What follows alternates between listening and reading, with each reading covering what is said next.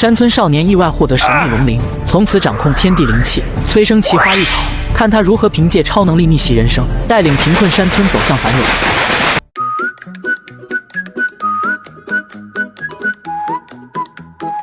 怎么搞的？都转悠半个小时了，别说野兔野獾子，连只野鸡都见不到。继续深入，越走越偏僻，荆棘也多了起来。贺凡不敢往前乱走了。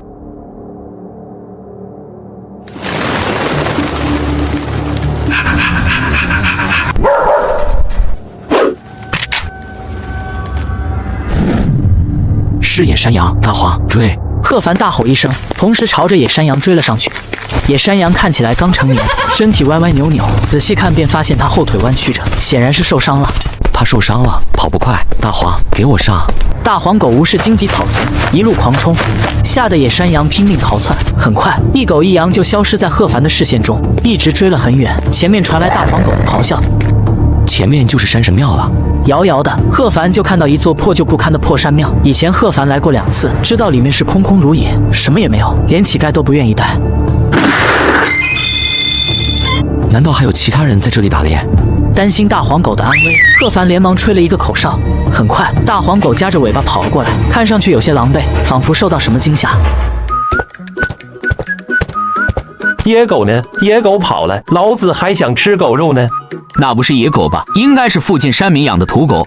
哈哈，幸好那条土狗咬住山羊脖子，让我们白捡了货，不然我们这趟都得空手而归了。有人来了。不好意思啊，这野山羊是我的猎物。你说你的就你的，这山羊是我们打死的，而且现在在我们手里，你唧唧歪歪个毛！花哥，你看他那土样，太野蛮了。这些山里的村民一点礼貌也没有。打了1天猎，才打到1只猎物，你小子想抢，该我管，也不看看自己是什么东西。花哥，命令我们走。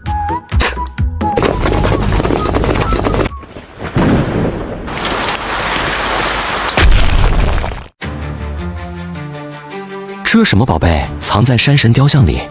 贺凡想到了很多关于龙傲天的传说，心脏砰砰的跳，按捺不住走上前想要伸手触碰，可手还没碰到，碧蓝色的鳞片上爆发出一阵炫目的蓝光。贺凡陡然胸口一凉，当恢复视线时，面前的鳞片早已消失不见，下意识扒开衣服，发现此时胸口处赫然多了一块蓝色网格状纹身。完了完了，不会被什么东西寄生了吧？贺凡被吓得连忙伸手去接鳞片，却感觉从鳞片疏忽窜出了一股寒流，身体一瞬间都冻僵了，随后晕倒在地上。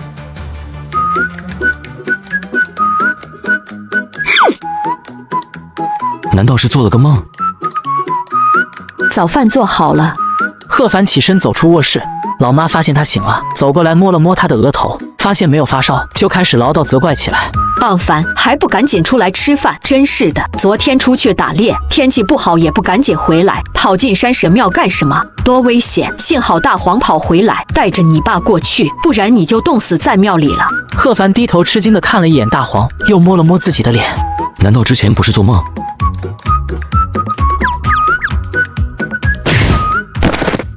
吃过早饭，贺凡提着铁锹，跟在老爸贺卫海身后一起上山了。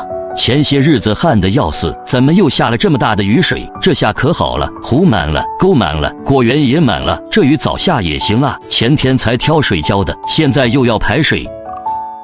你昨天淋了雨，感觉有没有感冒发烧？没有，爸，我没事。没事就好。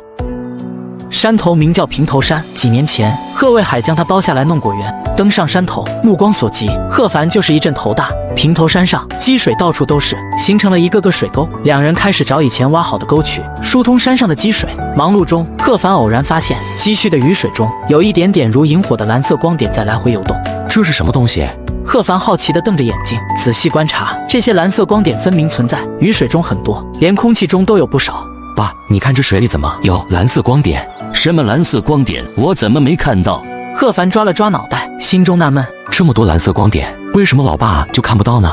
看着漂浮在眼前的蓝色光点，贺凡忍不住伸手去点，轻轻一触碰，蓝色光点立刻飘到了一边。还会躲？这些到底是什么东西？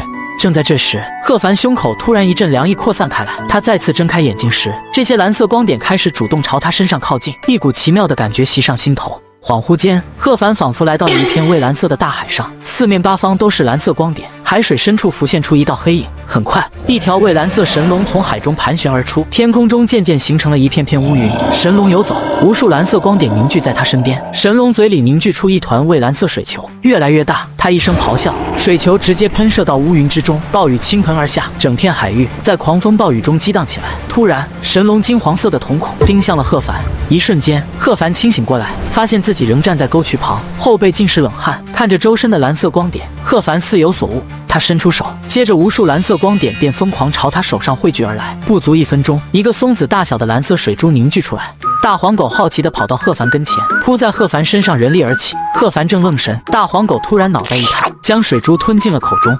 混账东西！他妈的，我还没有打你呢，你这表演都可以拿奥斯卡小金狗了。你没事打他干什么？赶紧干活！贺凡一脸无语，拿着铁锹开始疏通田沟。他无意间碰到雨水的瞬间，心中又升起一股奇妙感觉。他手轻轻一拨，顿时田地里的积雨瞬间活了起来，水随着他划拨的方向，快速地朝着山下涌动而去。贺凡一阵头皮发麻，他清晰地感觉到这些积水是被他控制才会流动起来的。我是获得了超能力吗？难道山神庙中的那鳞片是那条神龙留下的龙鳞？如果真的获得了神龙的能力，以后岂不是屌丝逆袭，要发达了？贺凡没有赶太利用控水能力，因此贺卫海也没发现什么异常。父子两人忙碌了几个小时，终于将平头山上果园里的积水全部排干净。天色又阴沉下来，两人赶紧回到了家中。大黄怎么回事？掉到沟里去了吗？回来都嚎了半天，浑身发抖，是不是病了？没事啊，他早上还好好的。贺凡回想起早上大黄狗吃了自己汇聚的那水珠后的疯狂反应，心里一惊。妈，大黄现在在哪？在你屋里，死活不出来，也不知道怎么回事。贺凡朝屋里跑去，一进房间，贺凡就听到墙角一阵阵哀叫。只见大黄狗正躲在角落里，抖得和筛子一样。大黄，你怎么了？那蓝色水珠到底是什么玩意？这大黄吃了，该不会是产生什么不良反应了吧？贺凡摸着他的脑袋，却感觉手中一凉，感觉像是抓到冰块一样。瘪崽子，让你乱吃，活该！等一下给你熬了肉汤，他妈的，你现在成大爷了，我还要伺候你。喝了肉汤，大黄狗就迷迷糊糊的睡着了。一家人吃过午饭，贺凡到了屋后的小院，帮老爸修建盆栽。爸，这盆景好卖吗？浪费这么多时间，家里的盆景越来越多了，也没见卖出去多少。开，反正闲着也是闲着，没事就弄2盆。现在钱不好赚了，听说今年苹果和桃子行情都不好。贺凡仔细修剪手里的盆景，突然他看到一点蓝色的光点从自己指尖飘逸出来，融入到了盆景中的青杉木中。青杉木立刻散发出一层蓝蒙蒙的光华。难道这种蓝色光点对植物有什么效果？愣着干什么？怎么今天老是发呆啊？不舒服吗？爸，你看不到吗？不错，剪得可以。贺凡明白了，这蓝色的光华只有他自己能看到，别人根本看不见。盆景越发显得生机盎然，甚至以肉眼可察的速度变大了一圈。爸，你看这盆景。耶，这青杉木不错啊，什么时候还出了一盆极品？我都没注意到。天，这家伙吃了兴奋剂了。贺凡放下盆栽，摸摸大黄的狗头，发现它的体型也比之前大了一圈。不是吧？难道那蓝色光点将这死狗给强化了？另一边，贺卫海修剪盆栽差不多了，又扛着铁锹上山了。贺凡本想多催发一些，却发现催发了几盆之后，就一阵头晕目眩。看样子，汇聚蓝色光点的能力对于身体也是有负荷的，不能无限制使用。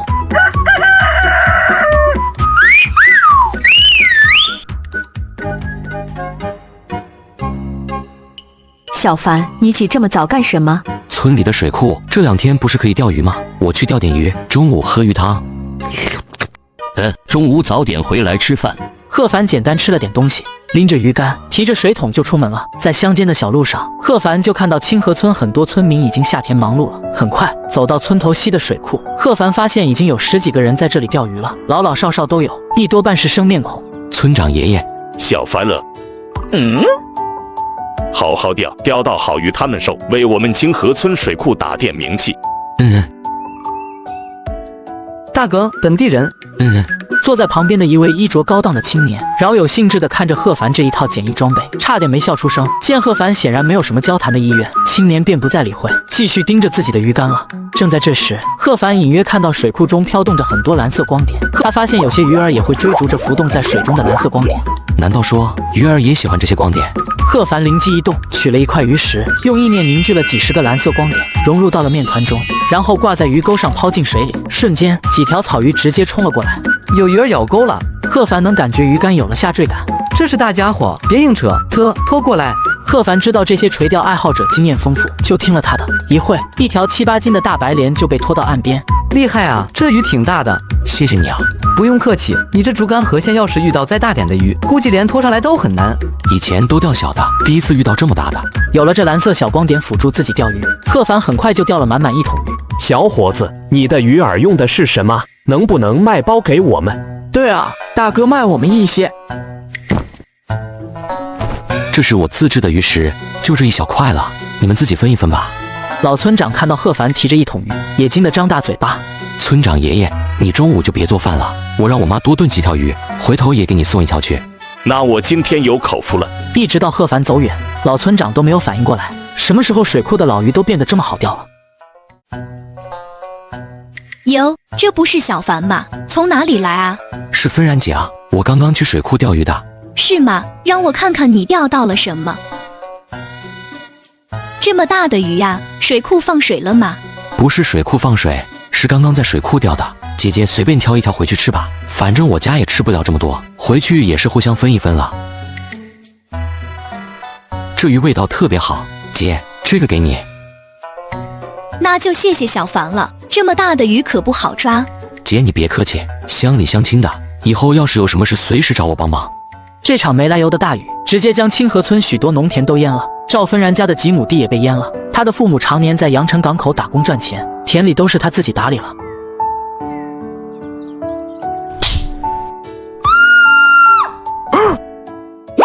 姐，站好。二凡，多亏你了，吓姐姐一跳。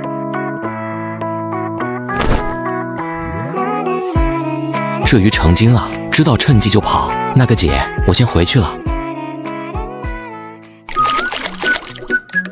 这么些金属的老鱼，你这孩子怎么钓的？我运气好啊。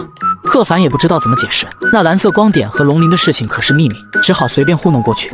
中午，老妈将那条7、8斤的大白鲢给炖了一大锅土灶柴火鱼汤，再炒了2个小菜，一家3口吃得心满意足。吃完午饭以后，贺凡没出门，而是回到房间思索起了自己这2天的遭遇来。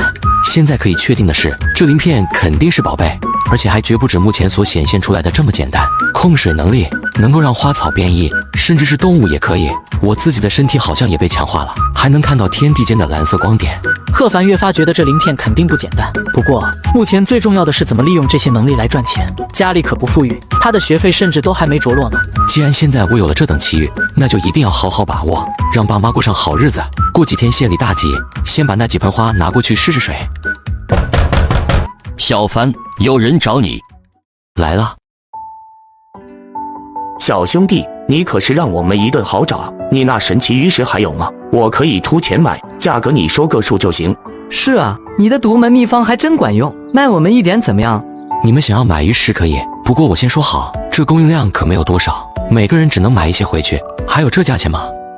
这鱼食是你的独家配方，还不是你想卖多少就卖多少。就是，大家都是敞亮人。小兄弟，你就快点把鱼食卖给我们吧，我还等着去钓点大家伙呢，回去也好打脸那几个平时嚣张的不行的家伙。贺凡招呼了一声，就转身到自家厨房去了。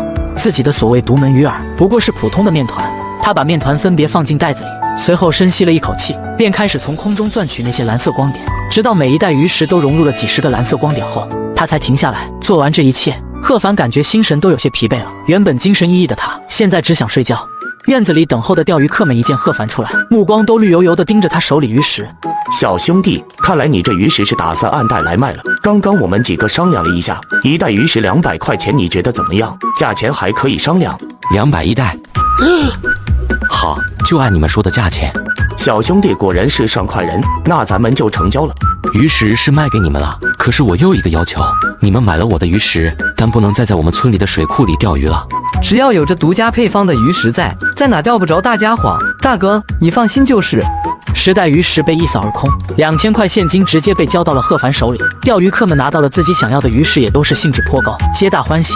这就赚了2000块了，原本我的学费还差好几千，有了这2000块钱，爸妈也能少辛苦一点了。俺老弟嘛，大学生就是不一样，随随便便就赚了这么多钱。二流子，你跑到我家来做什么？我说樊老弟啊，你这鱼食卖给那些城里人这么紧俏，一桩好生意啊！你看老哥我也想入个伙，怎么样？你把你的那个独门配方交给我，老哥我来替你销售，你出配方，我出力，大家有钱一起赚吗？谁是你老弟？配方凭什么要告诉你？想要配方可以拿钱来。哎呦，樊老弟啊，别以为自己上过几天学就可以跟你哥哥我掰掰手啊！年轻人不要太气盛，不要吃了亏才明白这道理。我告诉你，今天你这配方交也得交，不然就别怪我不客气了。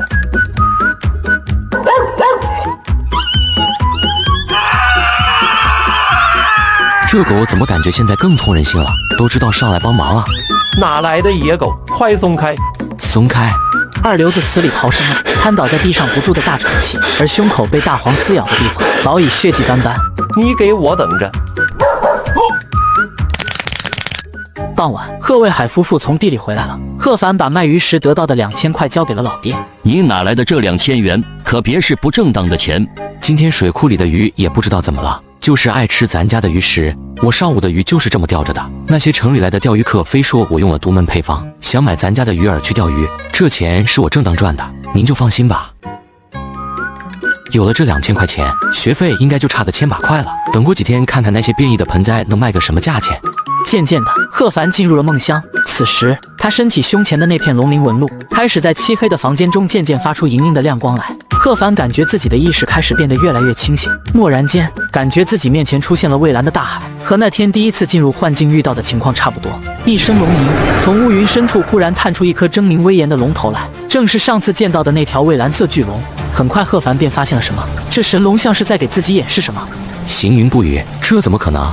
还没等到贺凡平复心情，远处就是一声响彻天地的龙鸣，将他的脑海都是震彻的如同要崩塌了一般。剧烈的疼痛一下子将贺凡从刚刚所见到的景象中给抽离了出来。此时天已经亮了。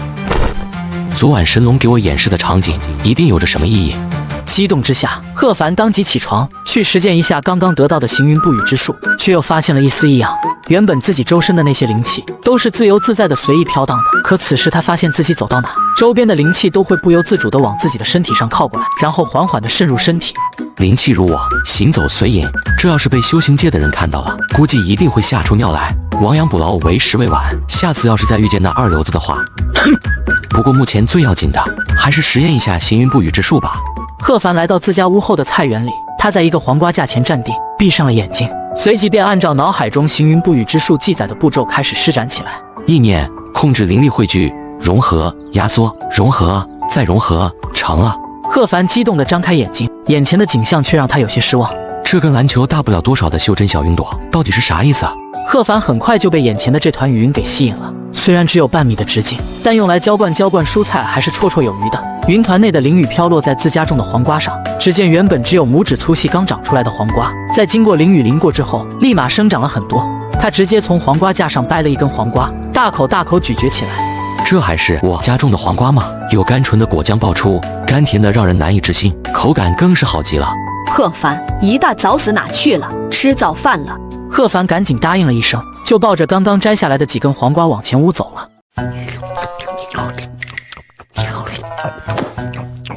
你这娃一大清早的正经早餐不吃，就知道霍黄瓜。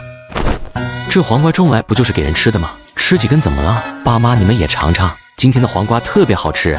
黄瓜能有什么好吃的？你这孩子脑子是不是在山神庙被雷劈糊涂了？贺卫海嘀咕着，顺手拿起一根，咬了一口后，脸上的表情就变了。老婆子，你快尝尝，这黄瓜怎么比咱们以前种的味道好这么多？实在是清脆。就在老两口震惊于黄瓜的口味，琢磨着要摘一下拉到大集上卖，贺凡裤兜里的手机却是响了。猴子，大清早的你不睡觉跑来骚扰我干嘛？我说老贺，你该不是忘了吧？放暑假前我们说好啊，要去你们山里旅游的啊，我票都买好了，明天哥们可就等着去你家体验一下真正的农家生活了。猴子是贺凡在大学里的死党，从小就生长在城市里，两人住在同一个宿舍。怎么会？你小子要来，我能忘了吗？行，那哥们明天就杀过去了。不过这次，靠，有什么话直说，你是干了什么见不得人事了？那个，我这次要来你这，不小心走漏了风声，估计班级要来乡下玩的人有点多。这样啊，没事，人多了热闹。杜宾那小子和柳丽也想一起去，我都跟他们说了不方便，他们还硬要去，我看肯定没什么好心思。要不我让跟这两货明说吧，不欢迎他们。杜宾和贺凡、猴子都是同班同学，算是个富二代。他最喜欢踩地别人来衬托自己。至于柳丽，更是曾经戏耍过贺凡。贺凡鼓足勇气表白，却平白受了侮辱，自然对他也没什么好感。算了，他们愿意来就来。不过这么多同学都要来，要是单单拒绝了他们，倒显得我小气了。看着桌上的几根黄瓜，贺凡也是有了主意。待会再施展几次行云布雨术，把自家菜园里的那些蔬菜全都给叫一遍，明天也好让猴子和同学们尝个鲜。确定父母吃完饭出门下地了后，贺凡又跑到屋后菜园施展行云布雨之术。云团的大小还是没有多大的变化，他没有灰心，而是专心致志地控着云团开始浇灌菜园里的其他蔬菜。等到云团灵气耗尽，贺凡就干脆坐于菜畦边，闭目吸收周边的灵气来补足自身，直到将自家菜园里的所有蔬菜全都给浇灌了一遍，贺凡才停手。看来任何东西都讲究熟能生巧啊。正午，父母快回来了，贺凡干脆做好了午饭，然后带着大黄进山打野味去了。明天猴子这些同学要来，光有蔬菜招待也不够，今天你这个狗东西可得给我多卖卖力气，多抓点野味回去。当然，保护动物不能抓，不然每天白给你喂那么多吃食。大黄像是听懂了贺凡的话，吼叫了2声，表示自己绝对会卖力。今天贺凡运气还真不错，刚进山不久就发现不远处一只野兔在啃青草。大黄，看你的了。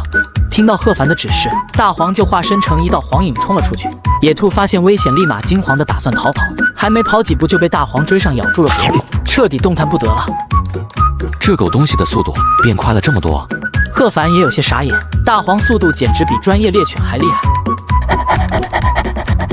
你这狗东西，才一只野兔就这么得意？今天多抓点野味，回去给你加餐。看来灵气不光强化了大黄的体质，还让他变得更通人性了。之前他可没聪明到这种程度。走入密林深处没多远，贺凡突然发现了什么。张子，后山竟然有这种珍稀的物种，怎么办？出现了这么濒危的东西，是不是应该上报林业部门，让他们能够监控香樟的活动轨迹呢？贺凡正捏着下巴想着，忽然远处传来细微的声响。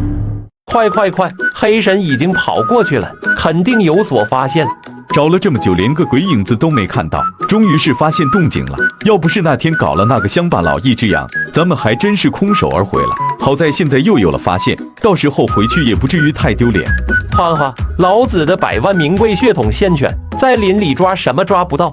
距离很远，但贺凡还是能够清晰听到他们的对话。他已经猜出了这一行人，正是那天在山神庙打了自己的花哥等人。莫非灵气强化了我的听觉？没想到这几个狗东西又进山了。大黄，挡下这恶犬！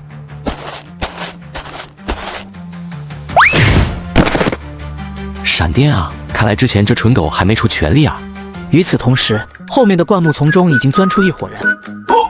张子还是野生的。黄哥，咱们跟这小子还真是有缘啊！看来咱们得好好跟他聊聊啊。这张子可是濒危野生动物，你们不想惹麻烦的话，就赶紧收手。得了吧，小子，把你那边吓人的猎枪收起来吧。那么个鸟玩意拿着吓唬谁？你要是不服，咱俩试试。你小子还挺聪明啊，知道装腔作势了。看来待会得上课了。上次的野山羊给你们了，这次你们不要太过分。敢打张子，进去至少3年起步。怎么，你还想教育老子？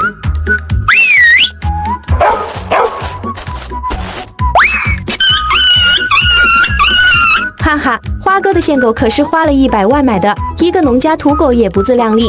没缠斗2秒钟，大黄竟然一爪子将线狗死死地摁在了地上。我操，这么牛逼，见鬼了！而此时，张子趁着所有人不注意，挣扎着跑进了旁边的灌木丛里。小子，看你也是明白人，既然这张子是珍稀保护动物，老子今天就不打来吃了。不过你小子的狗咬伤了老子花100万买的狗，这事是没法善了了。别怪我花哥没给你指路。这样吧，你把你的这条狗给我，今天这顿毒打你就能免了。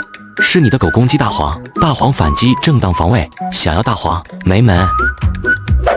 小子识相点，老子我可不是在跟你商量，不然这一枪下去，你自己掂量掂量吧，看看是自个儿的小命重要，还是你的狗重要。卧槽，玩啥了？真的开枪！花哥此时都是一脸懵逼，只感觉刚刚一道黄影直接扑向自己的手腕，意图抢夺猎枪。是大黄将那杆猎枪的枪口给撞歪了，不然就凭刚刚那一枪，我今天就得躺在这。贺凡目光搜寻大黄的身影，很快就发现了不远处灌木丛旁边的大黄，他身上有几道伤口流着血，显然是刚刚散弹误伤所致。而花哥此时手上空空，那杆猎枪早就不见了踪影。妈了个巴子的，敬酒不吃吃罚酒，今天就把这只土狗和张子一起给炖了，让老子好好补补。卧槽，这小子怎么跟锤上铁板一样？这怎么可能？咦，怎么不疼？难道那龙鳞将我的身体也改造强化了？一旁的大黄也扑了上来，他身上虽然有好几处被散弹误伤，但依旧勇猛无比。奶奶的，看你这么嚣张，还以为你是个牛掰人物，没想到这么虚。花哥，你怎么样了？你可别吓我啊！还没死呢，废物，连个毛都没长齐的小子都打不过。黑衣青年也是有苦说不出，只能是无言的搀扶起了花哥，一行人一瘸一拐的离去了。贺凡带着大黄走了几里山路后，看着今天大功臣身上的伤口，也是心疼不已。对了，行云布雨之术说不定有用，不是只能浇黄瓜，用来给大黄洗澡估计也一样啊。很快，一朵小小的云团出现在大黄的头顶，淋雨落在大黄身上的那一刻，大黄竟是忍不住舒服的叫了一声。好什么？你是狗，装什么大尾巴狼？大黄身上原本还在流着血的伤口，在经过淋雨的滋润后，伤口竟一下子愈合了。果然，淋雨对于伤口也有很好的治愈效果。第二天，贺凡起了个大早，简单吃过早饭，就拿出手机给猴子打了个电话。猴子，你们到哪了？我们已经到了清源县城了。那我叫车去接你们吧。清河村没有直达班车，最近的直达班车也是在镇上，距离村子里还有一段路程呢。不用了，兄弟，我现在正坐在豪车里面呢，舒服得很，导个航，半小时就差不多能到了。豪车？有人开车来了吗？还不就是那个张斌啊，为了显摆一下，不知从哪搞了两辆车带我们过来，正好帮我省了车票钱。有这种冤大头，这车不坐白不坐。挂掉电话，贺凡连忙出了院门口，没多久就看到有汽车往自家这条路上驶来。贺凡，你家可真不好找，问了好些人才找到，老子的腰坐车坐的都要断了，这什么破车，一点也不舒服。贺凡，知道你家在山村，没想到能偏僻到这种旮旯来，这鬼地方就连导航都不显示，在地图上根本找不到，费了好大的劲才找到的这。说什么地图上找不到，那不是扯淡吗？现在天朝的北斗系统这么牛逼，导航找不到是猪头吧？一起来的还有他们班的美女班长赵倩。贺凡之前曾机缘巧合下雨天为她撑了一把伞，自此之后赵倩似乎对他有那么点意思，而贺凡却因为家境寒酸有些自卑犹豫。怎么贺凡不欢迎我们来呀？还不带我们进去？欢迎欢迎，当然欢迎。哼，癞蛤蟆想吃天鹅肉。贺凡将猴子和一帮同学全都领到了自家院子。这些同学大多都从小在城市长大的，家境优渥，根本见过这种乡村景象。贺凡，你家这院子可以啊，简直就像是向往的生活里演的一样。真羡慕你啊，贺凡，每天生活在这种环境里，我一到这心情都舒畅了许多。这么个破地方也叫好，穷乡僻壤的，什么都没有，连路都是土路，可把我给颠坏了。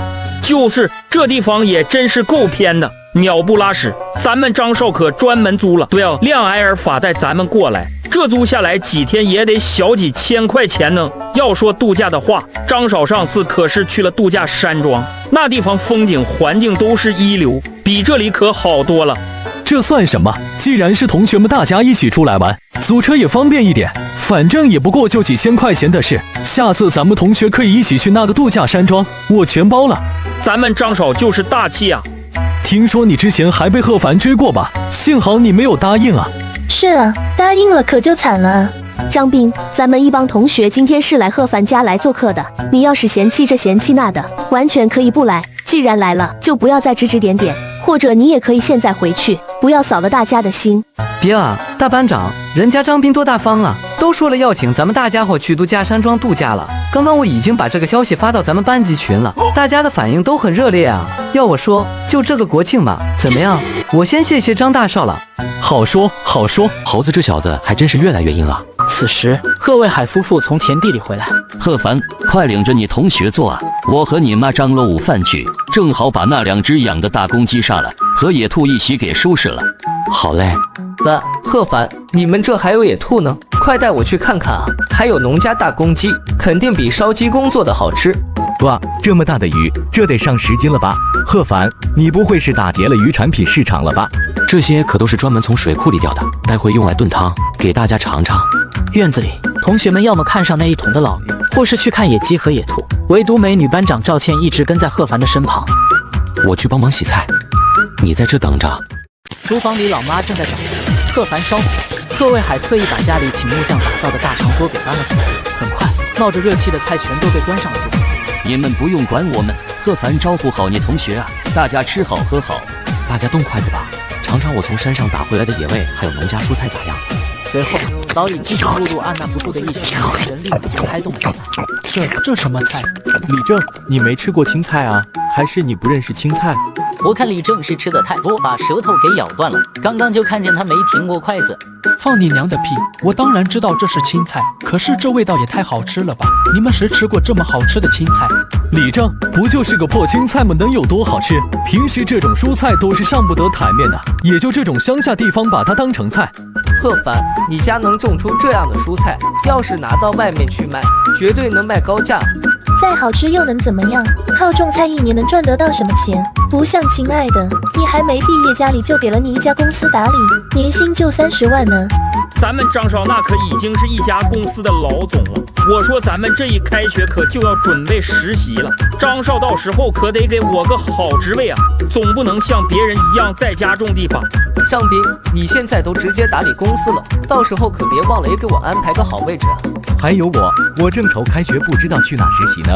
这都好说好说，都不过是小意思罢了，家里的一家分公司而已。等将来我接了家里的班，一年30万又算得了什么？张斌将目光转向贺凡旁边的赵倩，结果却发现赵倩神情冷淡，依旧没多看自己扮演的意思。怎么样，贺凡，你要是想实习的话，也可以来我的公司，给你5000块钱1个月，怎么样？总比在大山当个破农民种菜强多了。装什么大尾巴狼呢？贺凡根本懒得理张斌这个装逼货，全当听到狗在叫。就在这时，院子外又传来一个难道还有人来？正在众人疑惑的时候，一辆越野车已经稳稳当当地停在贺凡家门口。兄弟，你在家啊？太好了！上次的鱼食能不能再卖我一点？价钱好说翻倍都没关系，这次你可要多卖我点，我可是专门过来的，够有诚意了吧？切，什么？原来是来买鱼食的。小农民的副业还真是多啊，又是种菜又是卖鱼食的，可惜都是些上不得台面的东西。行，就按你说的，价格翻倍。贺凡转身跑到自己房间，他上次就预料到肯定会有人再找回来买鱼食，所以这几天多准备了一些。50袋，你数数吧。不用数了，2万块，兄弟你数数。什么？我没听错吧？2万块，不是200什么的。这该不会是碰上冤大头了吧？什么鱼食能卖到2万块？也不知道这贺凡走了什么狗屎运，这鱼食肯定不是那么简单做出来的。要真是那样随随便便能赚到2万块，贺凡家也不会是这种状况了。说不定卖的这2万块就是他1年的收入了呢。兄弟，再商量个是怎么样？你说，你把你这鱼食的配方卖给我怎么样？我出200万。在场许多人都倒吸了一口凉气，甚至都怀疑自己耳朵是不是听错了。而贺凡也被年轻人的报价给吓到了，不过几乎不假思索，他就否决了这个提议。不好意思啊，配方我并不打算卖，谢谢你的好意。既然这样，那我就不勉强了。如果你什么时候改变主意了，随时可以联系我，这是我的名片。这他娘的可是真正的土豪，比张斌这个货不知道高了几个层级。坐在旁边的赵倩看着贺凡的眼神也是蒙上了一层异彩。我对他好像一点都不了解。一番酒足饭饱，同学们也起身打算离去了。贺凡，你家这些东西太好吃了，我们下次可还要来。好说好说。兄弟，开学咱们可就要想想实习的事了，你有什么打算啊？我不打算回校实习了，浪费时间。你不去实习，你打算干嘛？在乡下种地，你这大学不就白读了吗？对，我就是打算在乡下种地。猴子，你妹的到底走不走了？全车人都等你一个。来了来了。同学们离去后，贺凡来到了自家屋后的菜园里，看着这些鲜翠欲滴、清香扑鼻的各种蔬菜，脸上不禁露出了满意的微笑。发财的第一步可就靠这些了，后天就是县上的大集了，三叔肯定会去县城进货，到时正好搭个顺风车，让三叔帮忙拉点蔬菜过去试试水。贺凡口中的三叔叫做贺建军，并不是他的亲三叔，整个清河村大部分都是贺姓人家，按辈分的话，得叫贺建军一声三叔。二流子，你想干什么？这可还是大白天的，你滚出去！瞧你说的，纷然，这天都快黑了，怎么还能是大白天呢？我这不是想到你家唠唠嗑，谈点事吗？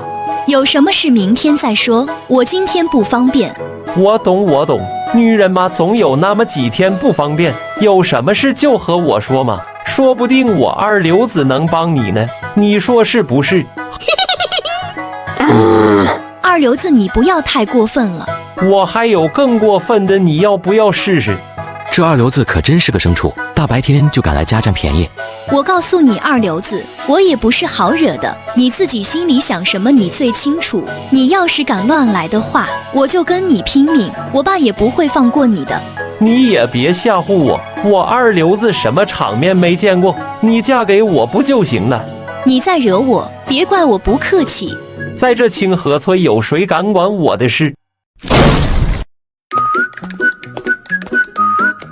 我说二流子，你可真把自己当个人物啊！又是你小子喜欢多管闲事是吧？正好今天新账旧账跟你一起算。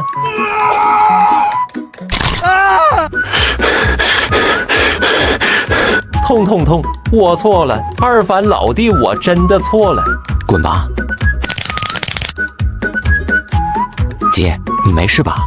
没事，今天要不是你，恐怕就难说了。既然没事了，我就先走了，我还得去三叔家说个事呢。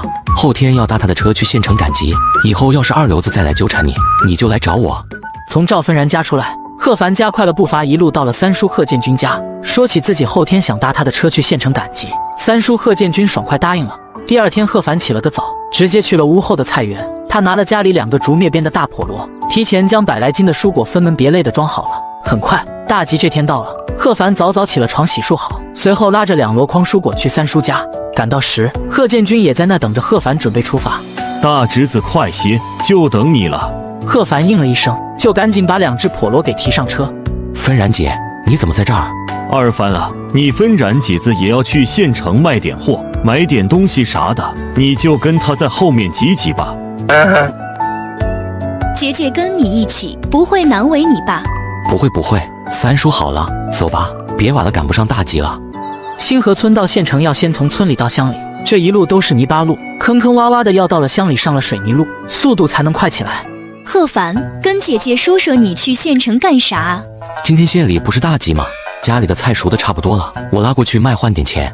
哎呦，堂堂的大学生还想着帮家里卖菜啊，可真是体贴。以后哪个小姑娘要是嫁给你，那可真是享福了。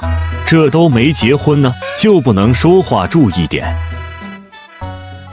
等到了县城菜市场，已经是7点了。贺凡赶紧找了一块空地方，把笸箩里的蔬菜全都摆了出来。绿叶菜、黄瓜、西红柿，全都是新鲜的，快来看看来。今天早上刚杀的猪，全都是家养的土猪。卖菜，自家种的菜。小伙子不行啊，早上没吃饱出门的吧？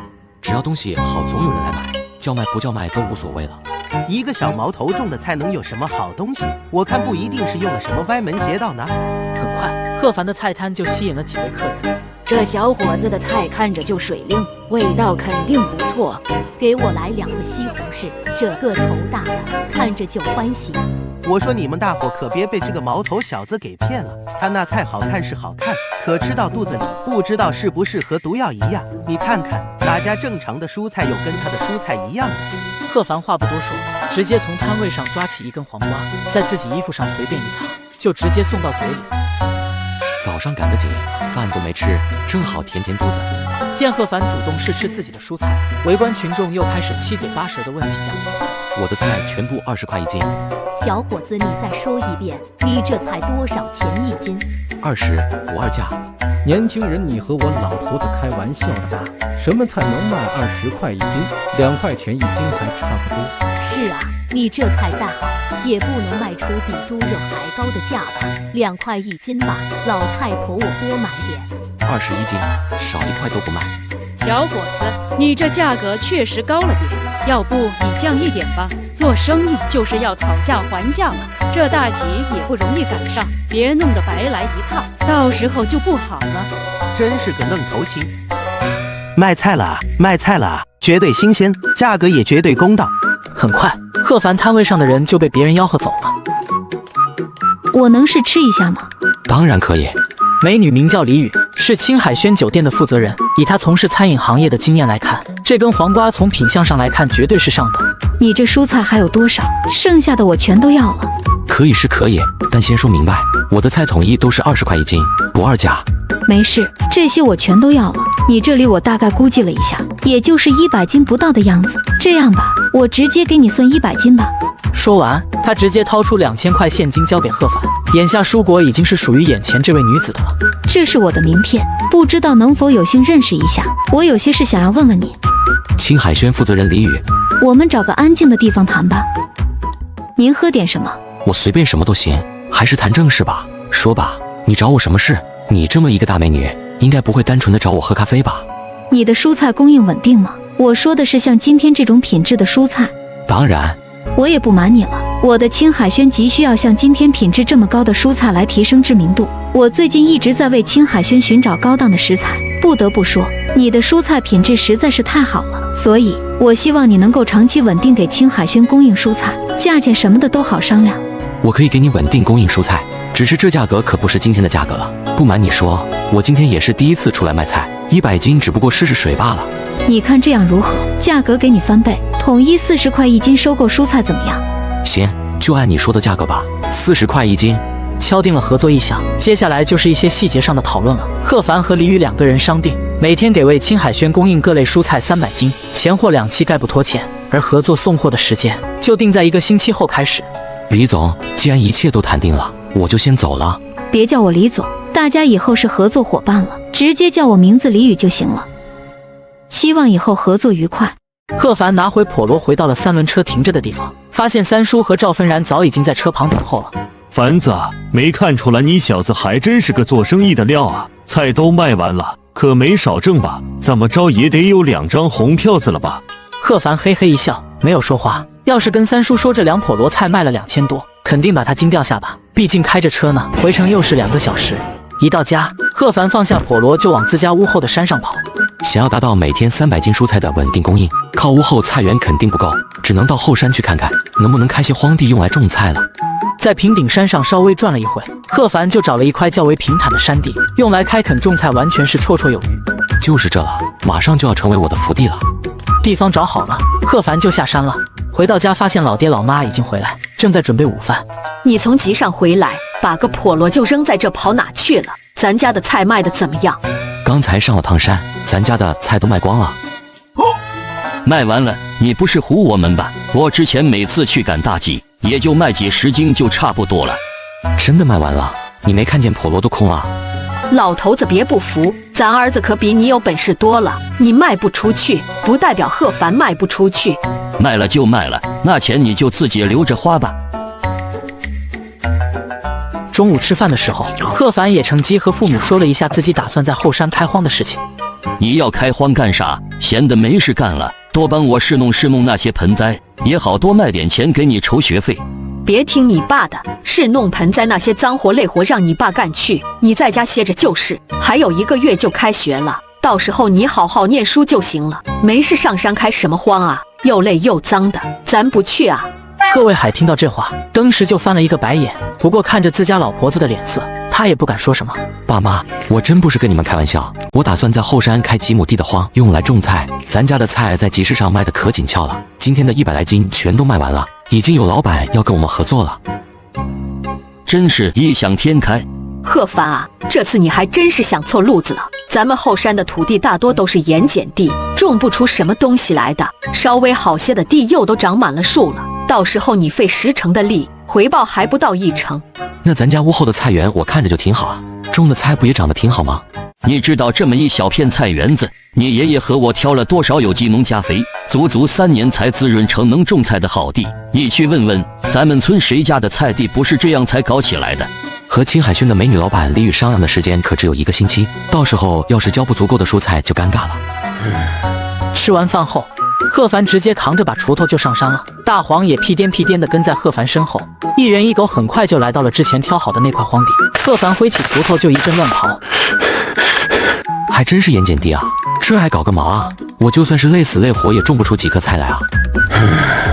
妈的，我就不信了，不就是盐碱地吗？大不了我用淋雨把你们全都给浇灌成上好的肥地。贺凡随即开始施展行云布雨之术，他不停地预使云团飘洒淋雨，往地面上灌溉。一旁的大黄瞅见有好处，立马窜到云团底下，兴高采烈地接受着沐浴，气得贺凡一脚就把他给踢开。你个狗东西倒是聪明，知道这雨水是好东西，不过现在不能洗澡，别到时候这淋雨全被你给吸收了，老子找谁说理去？随着贺凡加大淋雨输出，那颗试验的蔬菜嫩芽也开始继续的发育，慢慢的生长着。可是脚底下的盐碱地却一点变化都没有，这可怎么办啊？要是能有什么办法，能让这盐碱地一下子就变成能种菜的肥地就好了。一直到晚上，贺凡还是没能想到改变盐碱地的办法，只能在愁绪中渐渐睡去。贺凡心神朦胧间，一声响彻天地，将他从混沌中惊醒。果然，那条遮天蔽日的神龙再次出现在了他的眼前。神龙在天空中盘旋了几周后，就径直往下急速降落，庞大的身躯直直地坠进无垠的平原之上，消失不见了。发生了什么？神龙身躯坠进平原后，贺凡就感觉到脚下草原上的土地开始轻微的颤动起来，而远处神龙身躯坠落的地底深处更是出现了一团光源，地底就像是被一张巨大的不规则的蛛网给兜住了一般。这难道是地下脉络？光源不停地朝着贺凡所在的方向蔓延，震动陡然加大，脚下的土地整个的塌陷下去。难道昨晚在龙鳞中得到的是地脉之术？这盐碱地有办法了，还真是想睡觉就有人送枕头，这龙鳞可真是个好东西。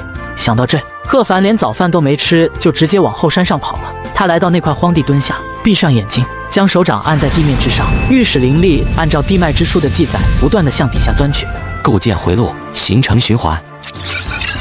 大功告成！只见原先黑漆漆的盐碱地底下，现在已经有了一条循环的灵气通道了。这地脉之术还真是好用了，将来岂不是我想开多少荒地就开多少？一切都完成之后，贺凡心满意得的哼着小曲就下了山。没想到刚回到自家的院子里，就被自家老爹给训了。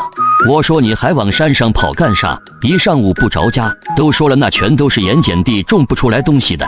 你这孩子怎么就是死脑筋呢？行了行了，别说了，快来吃饭吧。老爹，我要是说我在后山找着一块好地，你信不信？好地在哪？这后山方圆几公里我都转遍了，哪来多余的好地？你还别不信，我带你瞧瞧去。这下贺卫海中午饭都不吃了，将信将疑的跟着贺凡就上了山。等来到那块被地脉之术改良的荒地时，仔细查看了一番，脑子也懵了。这还真是一块好地，我以前怎么就没发现？难不成真是人老了不中用了？贺卫海几乎是挠着头下山的，一路上都在怀疑自己是不是真的不中用了。这附近我都转了不知道多少遍了，一块这么肥沃的好地居然也会被遗漏。回到家里，老妈还坐在桌上等着这爷俩回来吃饭呢。上山看了怎么样？还真别说，被这小子找到一块好地。你个死老头子，当时我让你去找块地开荒搞果园，你还说到处都转遍了。现在咱家的果园就那么小点地方，每年累死累活的才挣那么点钱。我真转遍了，方圆几里我哪个地方没去？那咱儿子找到这块地，你怎么没找到？要我说，你就是偷懒敷衍我。吃过午饭后，贺家3口人一人扛着个锄头，包括大黄都是叼着个大的行军壶，一起上山了。大黄，你可得把水壶叼好了，待会我要是渴了没水喝，你就等着瞧吧。到了地方，一刻也没歇着，3人握着锄头就热火朝天地刨了起来，想着争取一下午把这块荒地先简单的平整出来再说。足足到了傍晚6点多，这一大片荒地才算啃得差不多。地是给你整出来了，随你怎么折腾吧。你比你老子我有文化，想种什么就种什么。你才知道儿子比你能干啊！第二天一大早，贺凡揣着之前卖鱼食的2万3，搭三叔的车去了城里。二凡啊，前2天你不是才去县城赶过大集吗？今天又去干啥？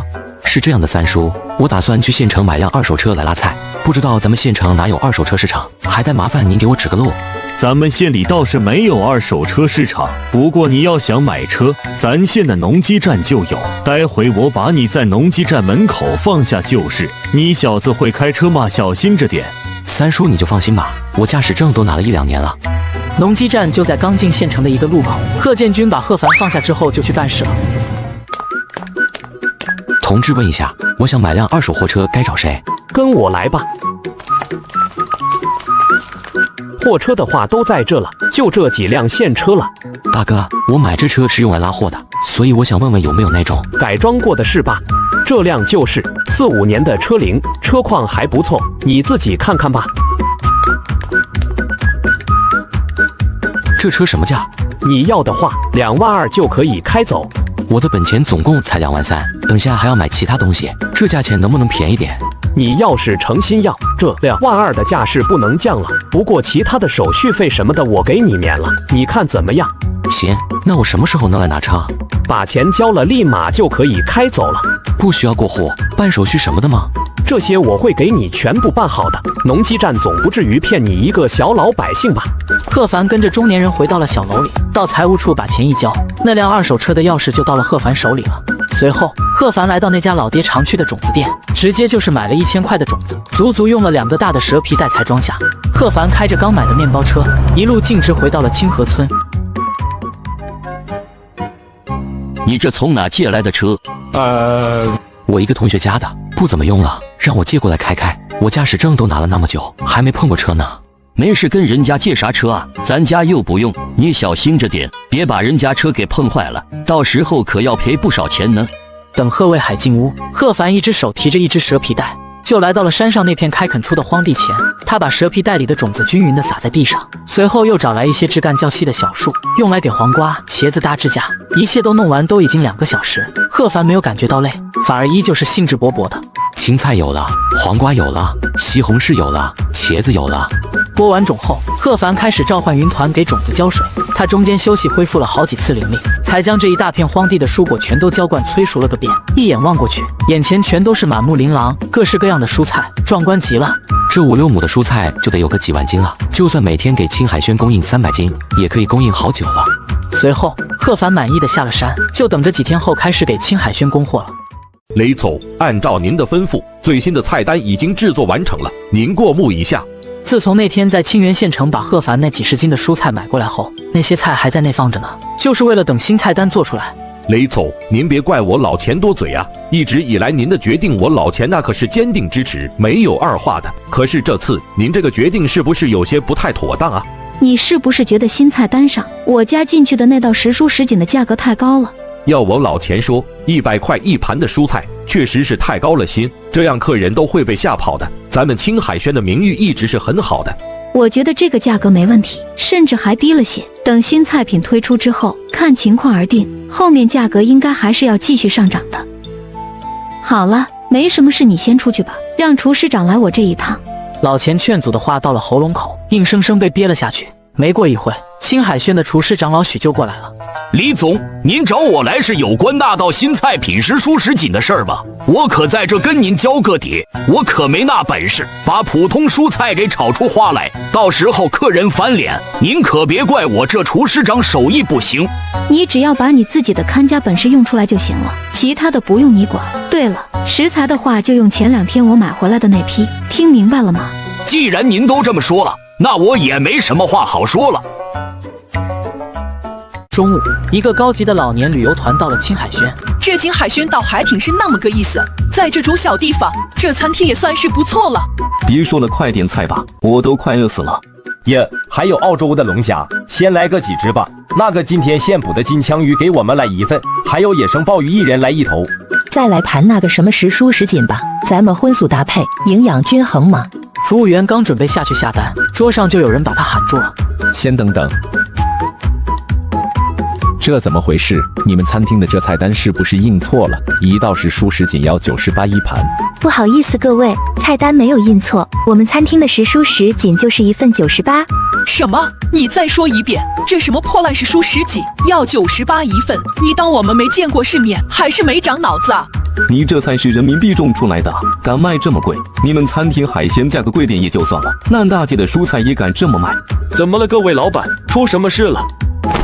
出什么事了？你不知道，这种一份时蔬什锦就敢要98的黑店，就是你说的好地方，把我们当成有钱没脑子的土肥猪来宰了是吧？这不对劲啊！我和青海轩算是合作过好多次了，从来没出现过这种事。而且这菜单怎么换新的了？各位稍安勿躁，这里面一定是出了什么误会。我跟这的经理也比较熟，我去问问看到底是怎么回事。你是这的经理，你来说说，你们店凭什么敢这么宰客？我倒想知道。对不起客人，我们店的菜品都是明码标价的，并不存在欺瞒顾客的行为。至于价格或高或低是餐厅定好的，我也无能为力。明码标价不存在欺瞒，那意思就是说你们是光明正大的宰客，还有理了。就是我们走，我们去工商局投诉，顺便把这个什么破旅行公司也给投诉了，把我们往黑店带。各位请稍等一下，我是本餐厅的总经理，有什么事可以和我说。你就是老板，你们餐厅就是这么做生意的，靠宰客来生存。各位客人，首先我先为您们不愉快的用餐体验道歉，但是我要声明的一点，我们青海轩绝对是没有宰客的行为或意图的。没有宰客的意图，你一份什么时蔬什锦都敢卖98，还说不是宰客，那是杀猪。就算是星级酒店，也不敢把炒蔬菜卖到这个价钱啊！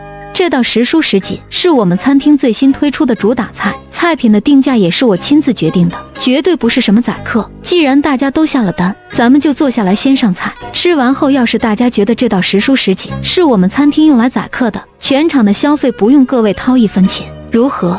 这什么意思？不像是黑店宰客常用的套路啊！我们已经下单了，按理说厨房也开始做了，按照一般的套路剧本，现在不应该是派10几个彪形大汉，不吃完不付钱不准走吗？各位，现在可这么多人看着呢，我还能反悔不成？你们现在要走，我绝对不会拦，但到那时候可不能到处乱说我们青海轩宰客了，说话也得有个凭据不是？美女看样子倒是有信心的紧，该不会是怕我们曝光装的吧？管他呢，我们又不是差这点钱，咱们就留下来吃吃，看这98一份的时蔬什锦到底是什么味。正好我也饿了，赶紧通知后厨上菜。各位动筷子尝尝。大家一筷子时蔬什锦入口，终于算是明白这家餐厅为什么敢卖98了。老板，给我们这桌再上2盘这是蔬什锦。再来几盘，我们付钱。不好意思客人，由于食材有限，餐厅每桌限量供应1盘时蔬什锦，不过您这一桌我可以做主，再多供应1盘。98一份的普通炒蔬菜，还搞限量供应的噱头，这没搞错吧？等送走了这批凑热闹的顾客，李宇立马拿出手机拨通了贺凡的电话。贺先生你好，我是青海轩的李宇，冒昧的打扰您了。没事，反正我是闲人一个，有什么打扰不打扰的，什么事就直接说吧。这次给您打电话主要有个不情之请，您能不能提前给我们青海轩供货？可以，什么时候？最好是明天早上就能送一批食材过来。好，没问题。第二天一早，贺凡就把自己那辆2手车给直接开到了山脚下，自己则拿着几个大口袋就上山了。黄瓜、西红柿、青菜、萝卜，一切准备就绪。贺凡发动车子出了清河村，往阳城方向去了。实在是不好意思，贺先生，突然要求提前供货，还要你亲自送过来。没事，美女有命，我怎么也得尽力满足啊。李宇听到贺凡这话，俏脸有些微红，不过转身看到面包车后备箱里那满满当当的新鲜食材，他就激动不已。贺先生，这是今天的货款，一共15000块钱，多出来的3000是我为突然要求提前供货给您的补偿，请您一定要收下。贺凡原本还想推辞一下，不过李宇坚决要他收下。贺凡也不是一个虚伪矫情的人，接过钱就揣进兜里了。到家以后，贺凡都是满脸止不住的笑容，把贺卫海夫妇都搞是满头雾水。这小子今天捡到钱了。之后的几天，贺凡可以说是卯足了干劲，每天天还没亮就跑到后山菜地去摘菜，然后种下新的菜籽，再用灵雨催发出来填补空缺。货款一天一结，很快贺凡身上就有了7、8万块钱了。贺凡也抽空去给自己办了张银行卡，把钱全都存了进去。有了钱就有底气了。贺凡这些天走路都带风，搞得贺卫海夫妇都不明所以。每天一睁眼，贺凡想的第一件事就是赶紧去山上收菜。不过今天他确实有些傻眼了。只见整齐的菜地中有一小片地方狼藉不堪，被连根拔起的蔬菜四散在周边。贺凡估计了一下，差不多有半亩地被糟蹋了。难不成有偷菜贼？这里荒山野岭的，哪里会有什么人跑到这来？而且就算是有人发现了这块菜地，清河村除了二流子那里老鼠屎之外，基本上不会有人干出这种勾当，应该不是人为。难不成山里有野兽跑了过来？贺凡觉得菜地是野兽破坏，等走到那块快被损毁的菜地旁边查看时，贺凡更认定了是野兽所为。只见菜地上一个大大的野兽脚印。他娘的，霍霍了我这么大一块地盘，这他娘的可都是钱啊！要是让我抓住你，把你扒皮抽筋，今天晚上就来会会你。装什么乖宝宝呢你个狗东西，以为你偷吃老子不知道？听见没有？今天晚上你要是不出力的话，以后就别想吃地里的菜了，吃一次我就打一次。你他娘的学什么狼叫，怪吓人的！你是只狗知道吗？哎，这就对了嘛。吃完饭以后，贺凡借口自己有点累就回房间了。他可没打算真的睡觉，坐在床上就开始吸纳灵气养精蓄锐起来。到了11、2点，乡下人家都睡得早，贺凡估计这父母都已经睡熟了，才轻轻地打开院子门，一人一狗缓缓地朝着后山的那块菜地行去。等到了山上后，周遭就变得亮堂了，今天的月色还算不错。到了菜地之后，贺凡带着大黄直接去了旁边的一棵大树后开始蹲点了。接下来就等着那个偷菜贼出现了。贺凡一动不动地观察着菜地上的动静，就这样过了2个多小时，别说什么大型野兽了，就是晚上出来觅食的野兔都没碰见一只。该不会今天晚上那偷菜贼不来了吧？我先睡一会，你个狗东西给我盯好了啊！有什么动静再叫我。也不知睡了多久，贺凡就感觉像是地震了一样。菜地边缘的一片山林中走出了一个黑黢黢的身影，高大健壮的体魄把贺凡给吓了一跳。熊瞎子，怎么来了这么个大家伙？就在贺凡傻眼的时候，那只熊瞎子已经冲进菜地开始撒欢了，所到之处横行无阻，瞬间就有不少蔬菜遭殃了。也不知道大黄能不能干得过这么个大家伙。一旁的大黄一下子就不服气了，呜咽一声就冲了出去。还真是个傻大胆，可别出什么事。你个熊瞎子祸害我的蔬菜，这下知道小爷厉害了吧？幸好你跑得快，不然冬天老爹老妈都有老寒腿。扒了你的皮，做2套护膝倒是不错。这次熊瞎子的事也算是给了贺凡一个教训。虽说这荒山野岭的没什么人，但是架不住这漫山遍野的野生动物啊！自己这些蔬菜可不够这满山遍野的动物霍霍的。待会还是得做个栅栏把这给围起来。回到家里，稍微一休息，太阳就出来了。贺凡也没再睡，吐纳了一会儿灵气，就起床了。吃早饭的时候，贺凡随口和父母提起了熊瞎子的事情，可把父母吓了一跳。没事，爸妈，你不知道昨天大黄多么牛逼，要不是我喝止，大黄都能把熊瞎子给咬死呢。哼哼，要不是熊瞎子是保护动物，说不准现在咱们都有熊掌吃了呢。以后咱家大黄就是这后山的一霸，巡山妥妥的。下午，贺凡带着把柴刀和锄头又一次上了山，打算砍点树来做栅栏。这可是个大工程，只能是一步一步来了。来到菜地之后，贺凡眉头就是一皱，地上还残留着一些被熊瞎子连根拔起的蔬菜，全都是大黄不喜欢吃的蔬菜，他喜欢吃的早就被吃了个干净了。那些蔬菜有些都只有残缺的一半了，边缘处有细密规则的齿痕，明显就是被什么动物啃噬过了。这肯定不是大黄干的，难不成还有其他动物在我这菜地周边？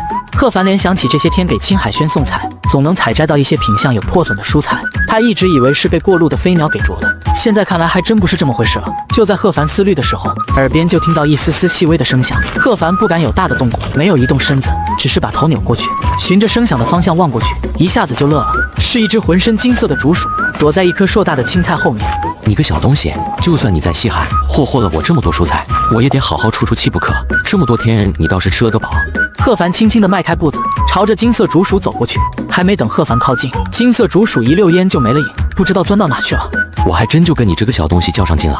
贺凡走到金色竹鼠消失的地方，四处仔仔细细地查看了一番。这附近是一片野生的细竹林，正是竹鼠最喜欢生活的地方。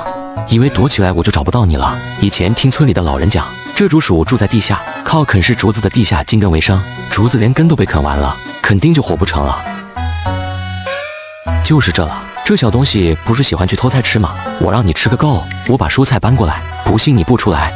贺凡立马回到菜地周边，专门挑了几株生长良好的蔬菜。不过在摘菜的时候，贺凡又想到一个小问题，那小东西跑得实在太快了，就算是把它给引出来了，想抓住也不是很容易。看来还是得请大黄那个狗东西出山了。想起自家那条土狗的速度，想来应该可堪一笔吧。他立马下山，就把大黄这个狗东西给叫上了。快点，组织上又有重要任务交给你了。这次的目标可是一个正宗的地下党。大黄一听有事干了，立马就来了精神，屁颠屁颠的就跟着贺凡来到了竹鼠洞穴，将那些蔬菜一股脑的全都堆在洞穴门口，然后在一旁找了个好位置，静悄悄的等着。蔬菜的清香在竹林里萦绕不止。果然不一会，贺凡就瞅见那洞穴门口露出一个鬼鬼祟祟的小脑袋来，正是那只金色的小竹鼠。小东西还挺识货，知道这些都是好东西。大黄，把这小东西给我活捉了，别弄死了。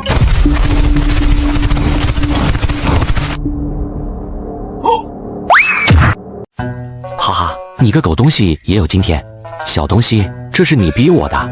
随即，贺凡拿起一旁的锄头就挥了起来，很快通道就被挖开了。小竹鼠用一双眼睛无辜地看着贺凡，两只前爪握在一起，竟然在朝贺凡求饶。你个小东西，霍霍了我那么多蔬菜，求个饶就能饶过你？不过看你这么机灵，你以后就跟着我吧，有意见吗？你就叫小金吧，以后跟着我吃香的喝辣的。来认识一下，这是你大哥大黄。大黄汪了一声，表示自己的不满。他还没忘记刚刚自己的糗样，就是这个小不点给害的。你个狗东西还挺记仇，以后你们两个要相亲相爱，知道吗？大黄只能算是勉强接受了这个小弟。随后，贺凡就带着大黄还有小金下了山。贺卫海对于这只金色的竹鼠也是啧啧称奇，他活了这么多年，也还没见过金色的竹鼠呢，所以对于养下这只竹鼠也是完全没有意见。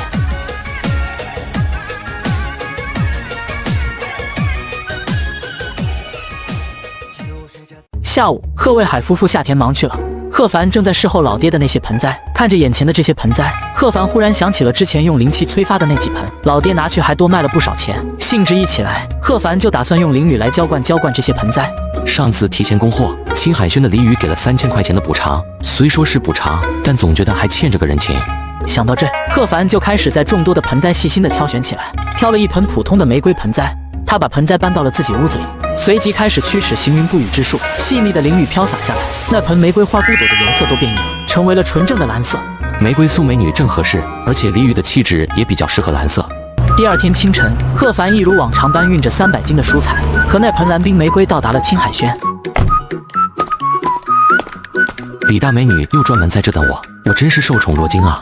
是啊，人家天天这么早就在等你，可惜有的人完全没良心，也不体谅体谅。李大美女，既然你这么说的话，那我还真给你准备了个礼物，你看看喜不喜欢？贺凡将蓝冰玫瑰从车上搬下来，李宇一下子就被这盆蓝冰玫瑰的美震惊的叫了出来。贺凡看着平时一副总经理成熟稳重样子的李宇，露出这副同志样子，也是哑然失笑。看什么看？我这个人什么都好，就是有一点不好，看到美女就挪不开眼，这是天生的，没办法。怎么样，喜欢吗？这真的是送给我的。你不信啊？那我带回去了。我信还不行吗？谢谢你啊，贺凡。不过这么好看奇特的玫瑰你从哪弄来的？费了不少心思吧？跑遍整个大山挖到的。哼，我才不信呢。好吧，被你看穿了，这都是我自己种的，确实没花了什么心思，你喜欢就好。李宇一下就愣住了，这么奇特的鲜花盆景，竟然是贺凡自己种出来的。对于眼前的这个男人，原本这些天的接触，李宇以为自己对他已经有一定的了解了，没想到他除了能够种出品质那么高的蔬菜之外，还能培育出这种自己见都没见过的鲜花出来。一整天，李宇基本上都没有管青海轩的事务，专心的赏完那盆异种玫瑰。晚上回到家里，李宇也是将这盆盆栽给带回到了自己的卧室。姐，你在房间吗？在呢。李月，你都上大学了，怎么还缠着我不放啊？我工作了一天累得要死，你就不能让我好好休息一下？我好不容易暑假才回家一趟，你都不想和你亲爱的妹妹多待啊？你这盆花哪来的？瞎喊什么？这是别人送我的，怎么了？你把这盆花送给我好不好嘛？人家想要暑假礼物嘛。这盆花不行，其他的姐姐都可以给你。你不给我也行，那你告诉我，是谁送你这么奇特的鲜花的？是不是又有新的追求者了？不会是赵涛那个讨厌鬼吧？他的礼物你一向是不收的。李宇见自家妹妹这么八卦，不知怎么的，脑子里又出现了贺凡那张脸。当然不是他，是我的一个合作客户送我的。合作客户，男的还是女的啊？小姑娘家家的，不要什么都刨根问底，回你自己的房间去。好吧，既然你不愿意割爱，让你亲爱的妹妹给这盆花拍2张照片总是可以的吧？随便你怎么拍，拍多少张都行，可以了吧？难缠鬼！李月在房间里拍照，李宇则逃一样的跑进了卫生间准备洗澡。他怕李月拍好了照片，又继续问东问西。我到底在想些什么啊？为什么刚刚月儿问我的时候我会犹豫，脑子里会出现她的样子？房间里，李月没心思去管自己姐姐是不是有新的追求者了。作为一个国内顶级大学植物学专业的学生，她绞尽脑汁都想不起来这是什么品种。导师肯定能认得出来这花是什么品种的。照片发过去之后，李月就回自己的房间了。李月，你在哪里发现的这株变异品种？这株玫瑰很有可能是万中无一的变异品种，这可是十分具有科研价值的。李月一下子就傻眼了，没想到姐姐的那盆玫瑰竟然是变异品种，怪不得导师这么激动。要是能够借这一株研究它的 DNA 遗传性，培育出一个全新的品种，那将在国际上都会引起轰动。李月，你看看能不能尽快将这株变异品种送到实验室来进行研究。导师，这盆玫瑰是我。李月都还没来得及告诉他这株变异玫瑰不是自己的，导师立马就挂断了电话，显然是急着去分析了。什么变异品种？你和你导师在说什么呢？姐，你的这位追求者为了你可是下了血本了。这小丫头还真是哪壶不开提哪壶。你知道吗？他送你的这株玫瑰极有可能是变异品种，也就是说，在这之前这个世界上从来没有出现过这个品种，有可能是一个全新的物种。李宇也是惊诧不已，他怎么也没想到贺凡送给他的竟然是这么珍贵的花卉。他送我这么珍贵的玫瑰，会不会？姐，你快帮我问问送你这盆玫瑰的人，他是干嘛的？这花他是从哪得来的啊？他好像就是个农民吧？他说这是他自己种的啊。吹什么牛皮呢？这种变异品种花卉一般都是天生地养，大自然造化而成，亿万植株中随机出现，可遇而不可求，怎么可能是人工培育出来的？那估计是在大山上偶然挖到的吧。姐，你就把这盆玫瑰给我吧，你知道它对我有多重要吗？对科学的进步也多么重要吗？不行，这盆花太贵重了，我要还给人家。等到第二日早晨，李宇端着那盆玫瑰准备去店里的时候，却发现李月早就在门口等候了。他也想跟着去看看这变异玫瑰的主人到底是何方神圣。很快，贺凡的送货车就出现在了两人的视线中。李大美女，我送你的花，你再喜欢也不至于整天捧在手上吧？贺凡，这花你收回去吧，我不能收。怎么了？这花你不喜欢吗？还是说你觉得我送你花另有所图，所以才还回来？我不是哪个意思，你听我解释，实在是这花太贵重了。太贵重了？这不就是一盆普通的花吗？有什么贵不贵重的？喂，你知道这盆花有多珍贵吗？什么普通的花，这可是难得一见的变异品种，也不知道你走了什么狗屎运，被你遇见了。月儿，不准这样说话，没礼貌，快给贺凡先生道歉。李月嘟着个嘴不说话，态度已经很明显了。不好意思，这是舍妹在帝都大学攻读植物学方面的专业，就是她的导师认出这是一株变异品种，价值不菲呢，所以我才说太贵重了不能收下，你还是收回去吧。既然喜欢，你就好好收着吧，我送出去的东西可没有收回来的习惯。不行啊，这花实在是太贵重了，月儿的导师说它价值几十万呢，我不能收。我说过了，我送出去的东西没有收回来的习惯，你就安心收下吧。像这种花，我家里还有不少呢。什么？不可能！你连变异品种都认不出来，估计以为自己家里的花都是一样的吧？要不我们打个赌？赌就赌，谁怕谁呀？你这人还真是够一根筋的。你说赌什么？谁输了谁学狗叫。好，赌就赌。月儿，不准胡闹！你再这样我要生气了。你别和他一起胡闹，他没有恶意的。不行，我们农村人说话就要算话，说好了打赌就不能反悔的。去就去，去之前我得先去接我的导师。随后几人开着导航一路开到机场，直接把车停在了机场专门给接送车辆开辟的停车场。您好，我是林青，帝都大学植物学专业导师，我这次是专为您的那株变异品种来的，它具有很高的研究价值和意义，希望不会给您带来麻烦。真是一个学术狂。贺凡心里嘀咕了一句，也没在意，直接就发动了车辆朝机场外驶去。从机场到清河村，比平时要多了半个小时的车程。2个小时后，贺凡才载着车上的3位美女停在了自家的院子。3人在贺凡家转了一圈后，李月就有了重大发现。我就知道嘛，这人连变异品种都不了解，家里全都是这些普通的不能再普通的花卉。快，你输了，你得学狗叫，不许耍赖。我怎么就输了？你家里的这些盆栽全都是普通品种，跟那株变异品种完全是两回事。谁说我家只有那些普通的盆栽了？我房间里还有呢，不信带你们去看。之前和那株蓝冰玫瑰一起催发的另外几株，可都还在贺凡房间里放着呢。贺凡带着李月、李宇和林青三人来到自己房间。有人是不是应该履行赌约了？哇，月儿，我说什么来着？看你以后还敢不敢小看别人。姐，看见你妹妹被人欺负，你怎么还帮着外人来教训我啊？你该不会是见色忘义吧？你这丫头真是越来越大胆了，胡说什么呢？我说3位美女，这也到饭点了，干脆就在我家吃饭吧。就算是研究再重要，也得先吃饭吧。吃完饭慢慢研究也不迟。贺卫海夫妇刚从田里回来，看见自家儿子带着3个美女从屋里走出来，都大为诧异。这个傻儿子终于开窍了。爸妈，家里来客人了，待会多下点米，我带着大黄上山打点野味回来。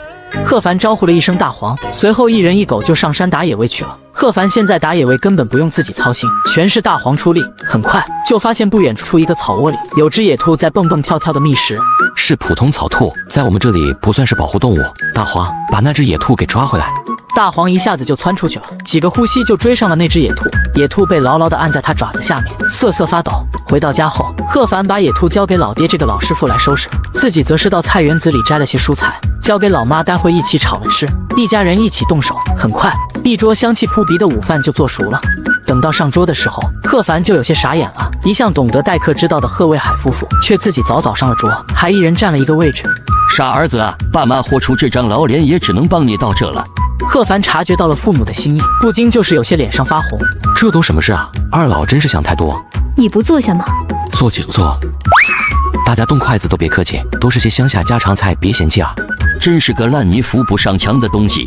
吃完饭后，林青和李月就跑到贺凡房间去了。贺卫海夫妇在厨房收拾碗筷，院子里只剩下李宇和贺凡2个人尴尬的相处。要不带我去看看你的菜地吧？作为合作伙伴，我应该有资格考察一下吧？没问题。贺凡带着李宇来到山上那块菜地前，李宇被眼前的景象震撼了。贺凡的种植基地实在是太简陋了些，啥设施也没有，就连最基本的灌溉装置都没见到。你就是这么种菜的？是啊，不这样种还怎么种？贺凡只能是含含糊糊的，毕竟这些菜都是他施法种出来的。菜地也看了，咱们还是先下山吧。这荒郊野岭的可不安全，时不时的会有熊瞎子出没的。随后2个人便一起往山下走去。你没事吧？怎么这么不小心？还不是你说什么熊瞎子，走得又那么快，都不知道等等我。要不我帮你揉下吧，不然这样你连走路都走不了。揉的过程中，贺凡突发奇想，他开始吸纳周边的灵气，使之流向李宇崴到的位置。李宇自然看不到周边灵气的变化，但却感觉到自己脚踝凉冰冰的，原本的疼痛难忍也逐渐退去，好像没有那么痛了。你这高跟鞋肯定是不能穿了，要不我背你下山吧。随后，贺凡背起李宇往山下行去。贺凡背着李宇回到家后，李月和林青听见了2人回来的动静，也是从房间里走了出来。贺凡先生，我有个不情之请，能不能请你将这几盆变异的盆栽转让给我？我必须要把它们带回到实验室去进行下一步的研究分析，这对于我来说太重要了，还希望你成全。行吧。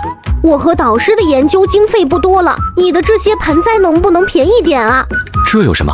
你们有多少钱？10万，我们可以先买1盆。这2个字说完，连李月自己都不好意思了。贺凡的这些变异植株，单论价值，每一盆都在几10万以上。房间里的4盆变异品种，至少得卖200万上下才合适。行吧，10万块全部打包带走吧。不过车上那盆蓝冰玫瑰不行，我已经送给李大美女了。话落，3人都愣住了。他们打算用10万块买1盆，都是抛开脸皮不要了。现在贺凡竟说让他们10万块全部打包带走，贺凡也被他们的表情也弄得不好意思了。就当是我为科学做贡献了吧。实在是太感谢你了，将来要是出了什么科研新发现，你对植物学界的贡献绝对排在首位。我也是看在李大美女的面子上，要谢你们就谢她吧。姐，你怎么了？没什么，在山上把脚给崴了一下。那你是在山上脚崴了，怎么下山的？什么怎么下山的？你这死丫头，我坐在这么久，你才发现我脚崴了，真是白疼你了。眼看着天色也不早了，贺凡开车送3位美女回阳城，来回3个小时左右的车程。等到回到家，天都已经快黑了，父母都做好了晚饭。这是怎么了？马上要开学了，家里连你的学费都还没凑齐呢。爸妈，我开学不打算去学校了，就在家种地。你说什么胡话呢？放着好好的大学不上，你要在家种地，那我和你妈这么多年供你上学，不是白供了？凡啊，钱的事你不用担心，我和你爸会想办法的。这不是还有半个月才开学吗？就算是把家里的几块田给卖了，你这学也得接着上啊，就剩最后1年了。你说你不读了，这不是胡闹吗？你小子可别给我犯浑！我跟你说，你爹我的锄头到时候可不是吃素的。你个死老头子想干嘛？有什么话不能好好说？你说说你，都到什么时候还惯着他？爸妈，你们听我说完啊！我只是说不去学校，又没说不上学了。这连学校都不去了，这学还怎么上？你就不能听儿子把话说完？爸妈，大四科目很少了，主要是实习找工作。就算不用去学校，也不能在家里种地啊，能有什么出息？再说了，这学费还是得交，交了学费你在家种地，这钱不是浪费了吗？爸妈，学费的事你们不用担心，我已经准备好了。准备好了？你哪来的钱？莫开玩笑！我种菜赚的。种菜赚的？贺卫海这才想起儿子在后山下折腾着要种菜的事，不过他怎么也不相信种菜能把那将近1万多的学费给凑齐了。恰好这时候手机来了一条短信，拿出来一看，正是林青把买盆栽的钱给打过来了。老婆子，你快来数数，这是多少钱来着？那一串数字的位数太长，贺卫海夫妇愣是一起数了3遍才肯相信自己的眼睛。这钱哪来的？你不会是干什么见不得人的坏事了吧？爹，我都说了，这钱是我种菜挣的。今天来的那几位，跟我坐在一起的那个，就是人家收购我种的菜。对于贺凡的解释，贺卫海依旧是不相信。没办法，贺凡只能拿回手机给李宇打了个电话。情况就是这样，你给我爸妈解释一下好吧？叔叔你好，我是今天到您家做客的李宇，同时也是青海轩的老板。我和贺凡是合作关系，您家的蔬菜品质特别的高，所以能够卖出高价。听完李宇的一通解释，贺卫海还是搞不清楚为什么贺凡种的菜能卖那么贵。不过总算不用为贺凡的学费发愁了，贺卫海心里的负担也算减轻了。罢了，由得你去了。李宇下班后没有立刻回家，依旧留在青海轩身边，还有几个穿着厨师制服的人陪同等候，站在门口不停地张望，像是在等待什么。没过一会，就有一辆厢式货车朝着青海轩驶来。李宇带来的几个人从车上抬出一只1米多高、3米多长的容器来，容器内盛着的竟是一条身长大概2米的蓝鳍金枪鱼。李宇赶忙让人把鱼抬到青海轩的后处去了。这条鱼可是他特意花了高价订过来的，有着大用处的。现在就等着那一位过来了，到时候能不能冲击米其林在此一举了。李宇吩咐店里的员工一定要照看好这条蓝鳍金枪鱼后，随后便离开了青海轩。皮特先生您好，我是青海轩的李宇。上次我和您谈过的是，我们青海轩这边已经准备好了，您看您什么时候有空来一趟？后天我会回国，到时您到羊城机场接我。电话那头的皮特可是一位在米其林指南上开设了专栏的美食作家，而受到这些美食作家的推荐后，就很容易进入米其林官方视线中。李宇相信，贺凡的蔬菜加上那条珍贵的蓝鳍金枪鱼做出的美食，绝对能够打动这位米其林指南专栏美食作家。确认了皮特后天的行程，李宇也让青海轩进入几乎是全员都忙碌的状态。卫生要全方位升级，就连一个犄角旮旯都不能放过，尤其是那条蓝鳍金枪鱼，更是派了专人去照料冰柜保鲜。贺凡依旧是和往常一样，早起上山摘菜，然后送货到青海轩。只不过这天他到达青海轩的时候，竟是没有看到李宇的身影。贺凡不禁有些好奇，吹着口哨就悠哉悠哉地走进了青海轩。你们是怎么办事的？我千叮咛万嘱咐，一定要照料好这条蓝鳍金枪鱼，可现在呢，怎么办？蓝鳍金枪鱼，谁知道半夜会停电啊？蓝鳍金枪鱼变质了，谁也没办法。停电？咱们青海轩没有备用发电机吗？我让你们暂时交接白夜班，确保万无一失。结果一个个全都睡起大觉了。这条蓝鳍金枪鱼是下午我要用来招待贵客的，现在怎么办？这蓝鳍金枪鱼很重要吗？这条蓝鳍金枪鱼是我用来招待米其林美食作家用的，青海轩能不能冲击米其林餐厅就看这一次了。结果贺凡见这也不是个事，赶紧示意后厨的那些人出去。别哭了，不就是一条蓝鳍金枪鱼吗？我来想办法。你不用安慰我了，这蓝鳍金枪鱼十分的罕见，就算现在托人找各种关系预定也来不及了。下午皮特先生就会到店里。你们店里应该有海钓的装备吧？有啊，怎么了？借给我用一下。你要海钓装备干嘛？不行的，金枪鱼不是随便能钓到的。贺凡很有信心，只要让他碰上金枪鱼，用混着灵气的鱼食绝对让他跑不掉。不试试看怎么知道？你在店里等着就行了。随后，李宇把主厨许胖子喊过来，让他把海钓装备给贺凡准备好，然后又准备一条出海的船，顺便让许胖子也跟过去。许胖子经常出海，有他在，李宇放心些。我说贺老弟，你之前钓过鱼吗？钓过啊，以前我总在我们村的那座水库边上，还有河边上钓鱼呢。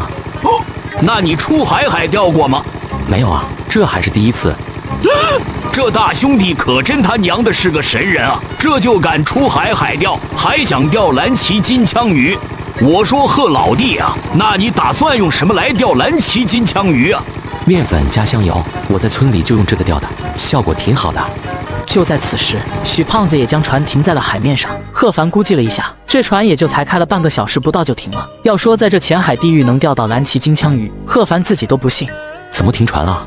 咱们先在这片海域钓点普通的大黄鱼或者白骨鱼，到时候可以用这些钓上来的鱼再去钓蓝鳍金枪鱼。不用了，咱们直接去能钓到蓝鳍金枪鱼的海域吧。我这饵料平时可是一时一个准，咱们争取早去早回。渔船继续向前行驶，在海面上排出一阵阵的浪花。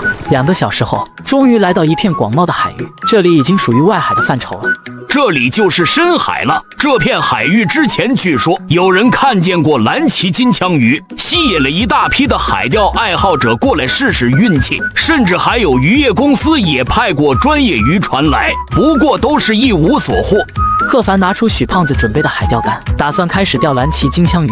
许胖子则坐在旁边，一副看戏的神情。贺凡从桶里揪了一团面团，把它在海钓竿的鱼钩上放好。许胖子看不出什么异常来，这面团里面附着了无数的蓝色光点，全都是刚刚贺凡和面的时候添加进去的灵气。他深吸了一口气，腰腹用力，手上动作一甩，便将那鱼钩以一个近乎完美的抛物线甩了出去。甩下鱼饵之后，贺凡则是老神的坐在船上等待。大概过了个10分钟，还是一点动静都没有。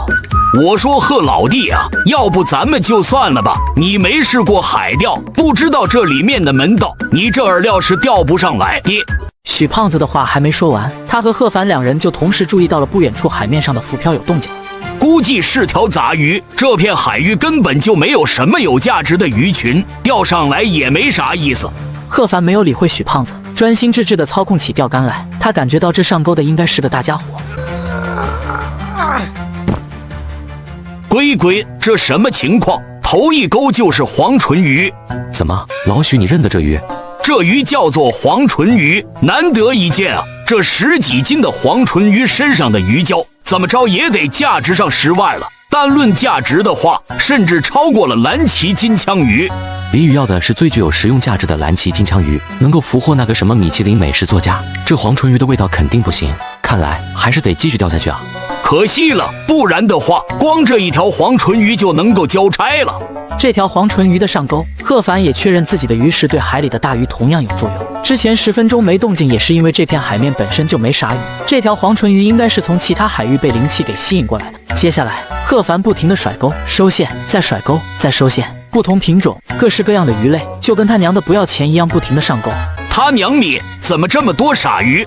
也就半个小时时间，船舱里用来存放鱼货的舱室都快被堆满了。不过贺凡依旧没有停手，真正的目标还没出现呢。附近的海域不会都没有蓝鳍金枪鱼吧？贺凡手上的动作依旧是没停，给鱼钩挂上一块面团之后，刚打算甩出去，就察觉到了不远处海面上的一丝不对劲。蓝鳍金枪鱼？什么是蓝鳍金枪鱼？老徐，你不会认错吧？会不会是鲨鱼？我许胖子做了海鲜餐厅主厨这么多年，会连蓝鳍金枪鱼和鲨鱼都分不清楚吗？好家伙，等的就是你。贺凡原本他以为自己已经做好准备了，但当那条蓝鳍金枪鱼咬钩的时候，漂浮在海面上的浮标瞬间就被扯下很远。同时，贺凡感觉到自己手上的鱼竿上传来一股巨力。老子该不会被淹死吧？这下玩笑开大了。不过随即贺凡就感觉到了异样感，完全不会游泳的他现在好好的漂浮在海水中，呼吸并没有受阻。奇怪了，一定是龙鳞的缘故，才会让我对海水这么亲近。贺凡尝试着往渔船的方向游去，这一游不要紧，本来旱鸭子的他发现自己竟然仿佛像鱼一样在海水中游得极快。贺凡刚爬上船，连话都没来得及说一句，就拿着那个捞鱼的大捞网重新跳到水里去。贺老弟，你干嘛去？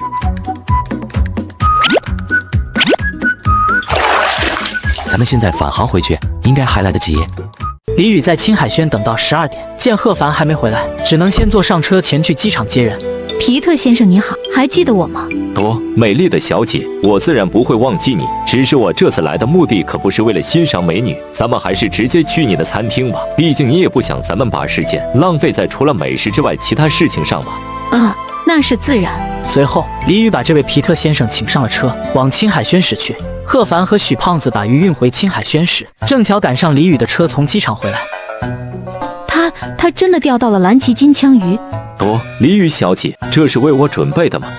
那是自然，不选用最好的食材做出的料理，怎么敢让您这位大美食家亲自跑一趟呢？李宇急忙吩咐许胖子到后厨就位，服务生将皮特迎到早就准备好的包厢中，礼仪细节全都无可挑剔。后厨里有着多年主厨经验的许胖子将那只鲜活的蓝鳍金枪鱼给肢解了。很快，金枪鱼最珍贵的2块腮帮子肉就呈现在了皮特的眼前。皮特夹起一块肉放进嘴里，脸上立刻就露出了享受沉醉的神色。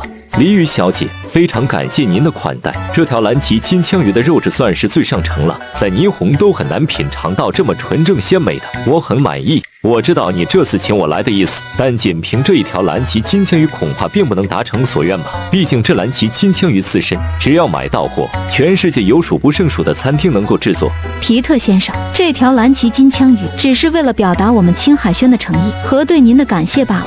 我们还有一道菜品没有上，您先稍安勿躁。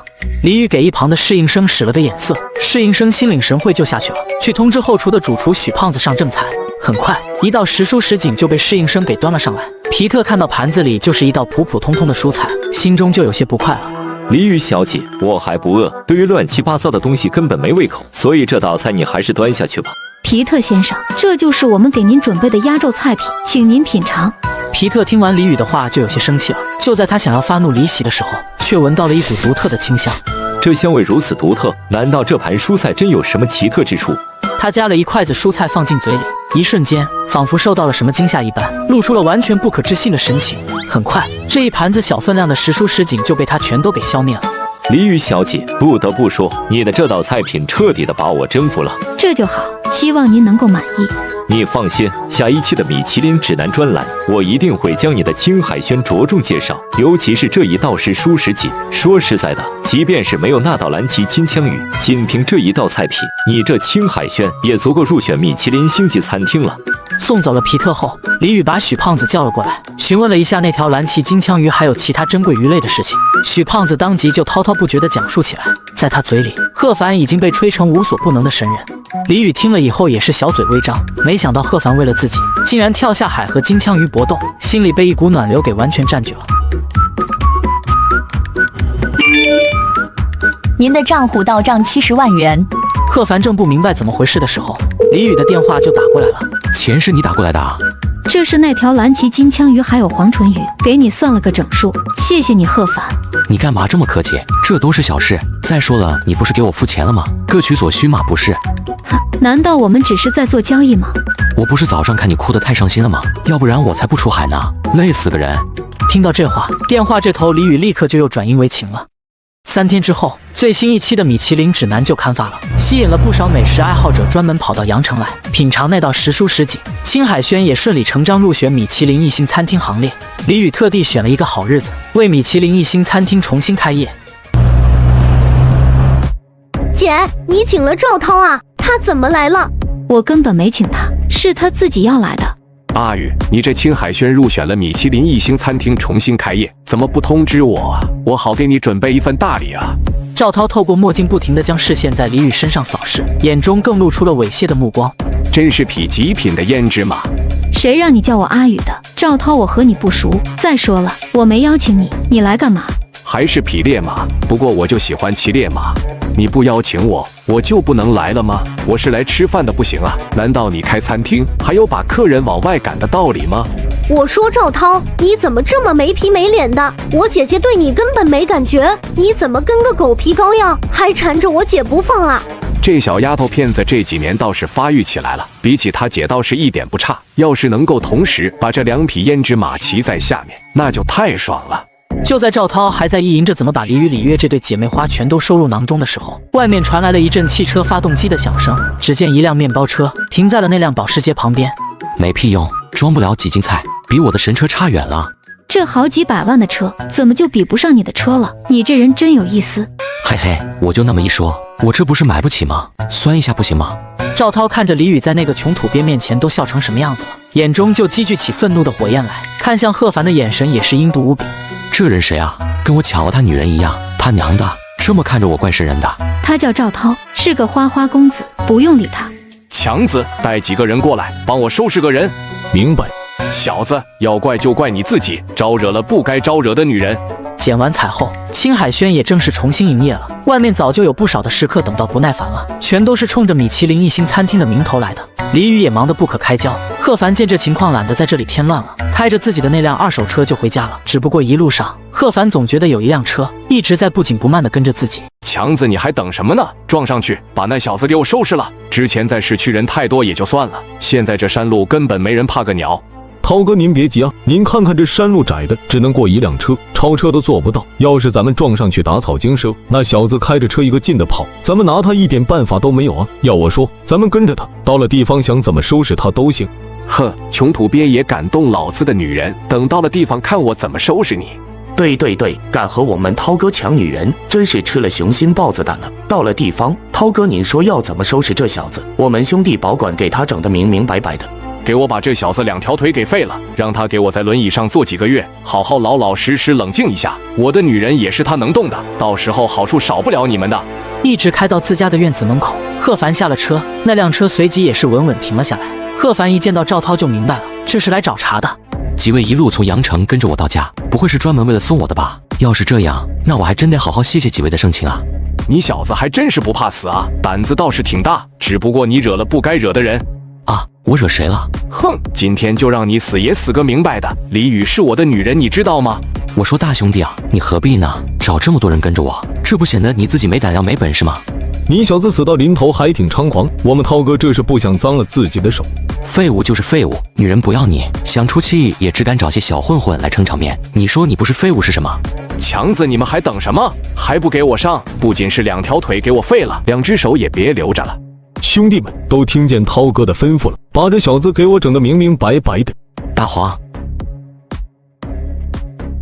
你也给我听着，把这些人给我整得明明白白的，听见没有？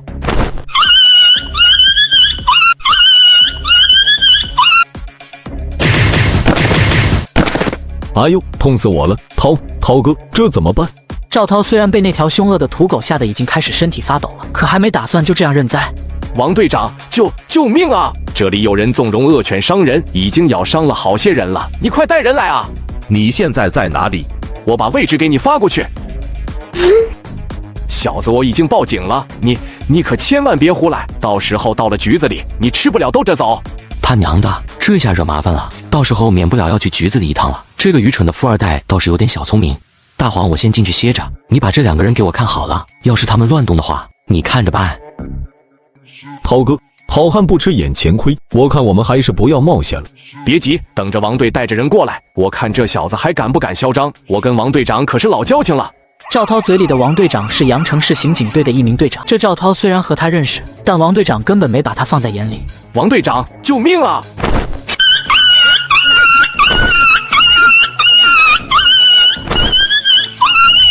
王队长，今天你可一定要给兄弟我出气啊！你看看我这几个小兄弟都被这条疯狗给咬成什么样了，一定要追究他的责任，还有狗主人一定抓回去。你放心，我一定会秉公办事。住手！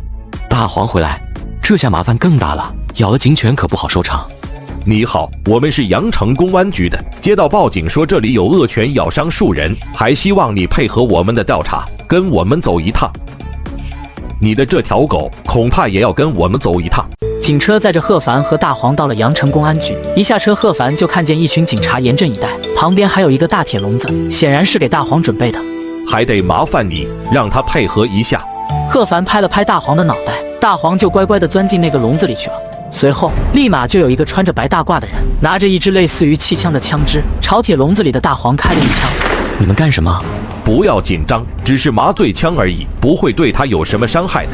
你的这条狗战斗力太猛了，为了避免不必要的麻烦，还是小心谨慎一些的好。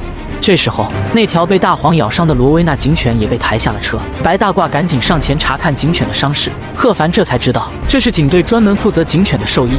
脊椎被咬断了，现在就只剩一口气了。进了问询室后，问询的正是王队长。由于还在取证阶段，所以贺凡也算自由，也没上铐什么的。说说吧，怎么回事？王队长，这事可不能怪我，先动手的也是他们，我也是受害者，顶多算是自卫反击罢了。说完，贺凡就把赵涛那伙人一直跟踪自己，从阳城到清河村的事一五一十的说了出来，听得对面的王队长直皱眉头。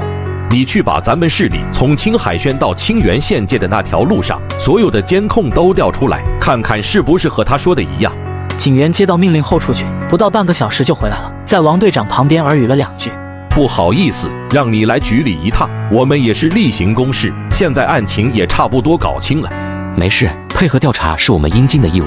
犬咬人事件是搞清楚了，可对于那条警犬被大黄咬伤的事，王队长却是头疼不已。土狗袭击警犬没有先例，到最后只能算是警方自己得了个教训了，该好好想想这损失了一条警犬的报告怎么写了。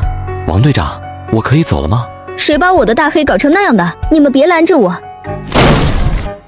站住！就是你的狗把我的大黑给咬得快不行了。冰冰，你又在胡闹了，跟我过来。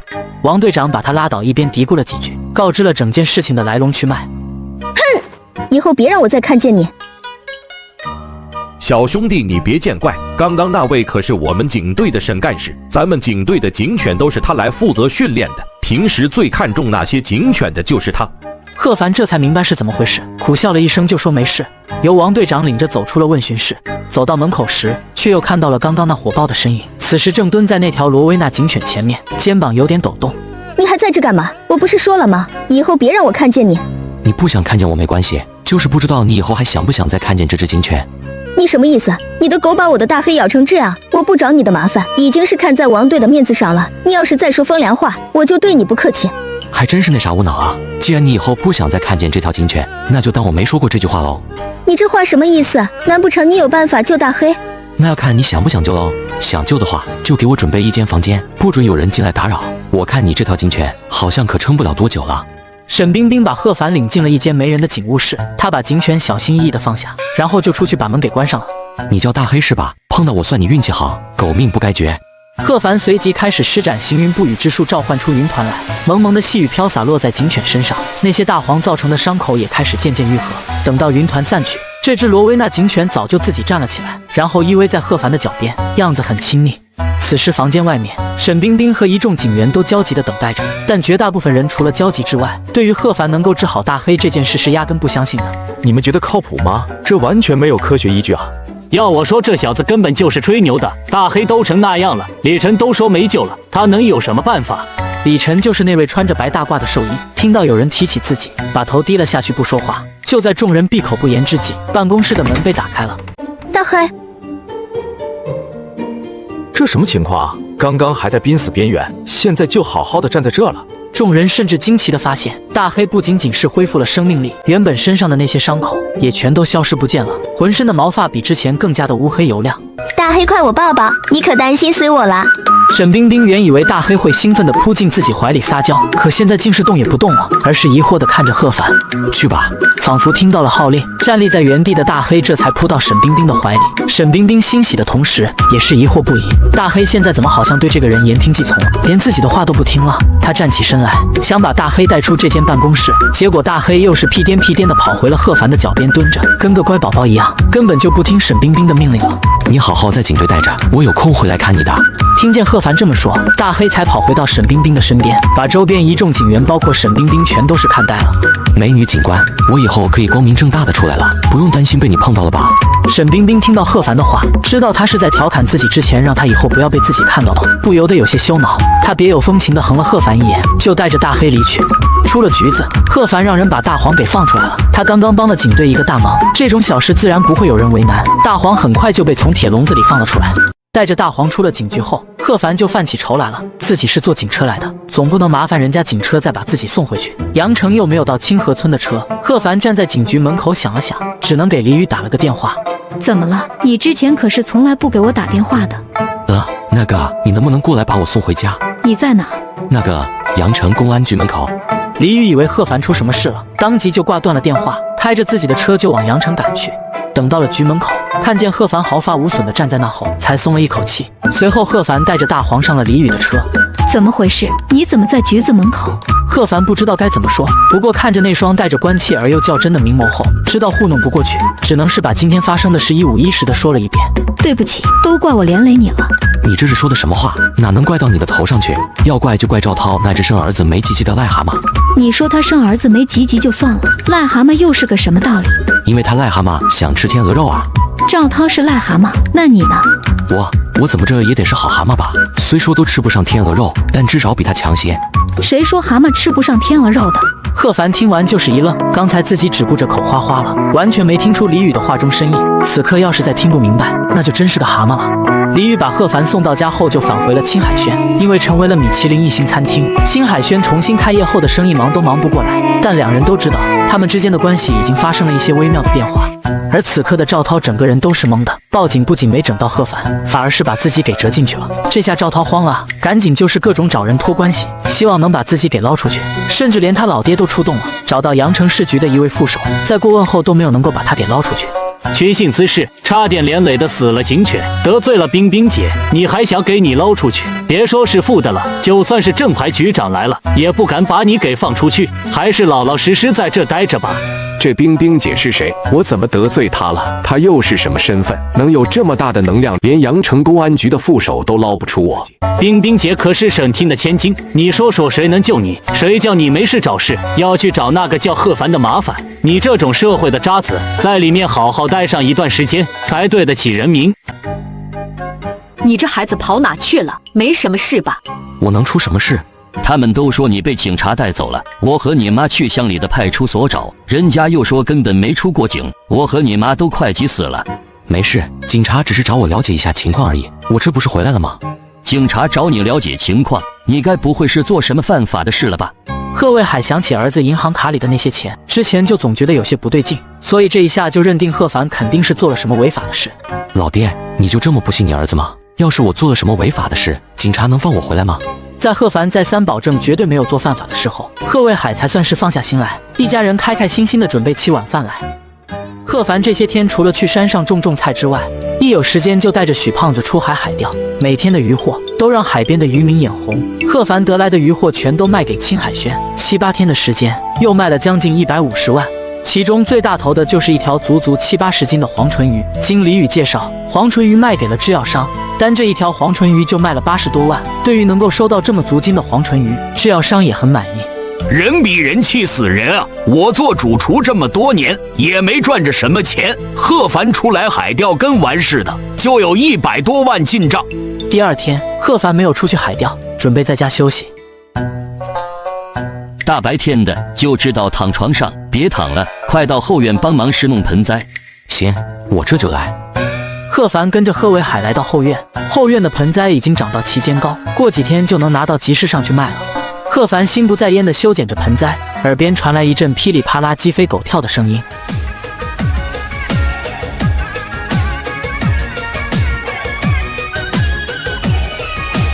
就是这伞，就是这水，伞和水咋就这么的美？绿水那青伞要扭吹，鸟儿在。你们两个给我消停会。以后你小名叫小金，大名还是叫金闪闪吧，霸气。金闪闪的大板牙现在也变得锋利无比。贺凡亲眼看见金闪闪抱着一块竹子，用那对板牙啃，比切割机还利索，一根竹子没2下子就全都啃没了。而且这家伙钻洞的功夫也越来越见长了。贺凡特意带着小家伙去山里试了试，这家伙钻地的速度别提有多快了。贺凡用锄头跟着在后面挖，都差点跟不上这家伙。现在我可不怕你这小家伙再跑了，鬼精鬼精的，知道只有跟着我才有好处吧？你理他们做什么？还不赶紧过来修剪盆栽！一干到活就想着偷懒。哪有，我这不是来了吗？老爹，这些盆栽卖完就不要种了，我那菜地的收入还不错，以后你和老妈别那么辛苦了。闲着也是闲着，这些盆栽虽然不值什么钱，好歹也是一份收入。我跟你妈总不能指着你生活。阳城市公安局警犬基地，沈冰冰看着场间正在训练的众多警犬，尤其是比之前更为迅捷、力量也增长不少的大黑，俏脸上一直挂着笑容。没想到大黑的变化这么大。之前这两狗兄弟的水平可是相差无几，难分伯仲的。但是自从大黑经过那个叫贺凡的男人的救治之后，各个方面的素质都比二黑超出很多。真不知道他有什么办法，这么会调教犬嘞。冰冰姐，这是省里的文件，最近要举办一个警犬比武大赛，要求各市都要选派警犬参加。要是这次大赛能拿冠军的话，不仅有面子，家里老头子肯定就不会总说我不务正业了吧？我要让老头子捏着鼻子也要说一声我厉害。这般想着，沈冰冰眼中的光彩也越来越盛。不过随即她有些泄气，自己这个警犬基地最得意的那两只就是大黑和二黑了，结果却被人家一只土狗就给咬趴下了。要是把他找过来帮忙的话，一定可以打败那几个厉害的家伙，拿冠军。我去王队那一趟。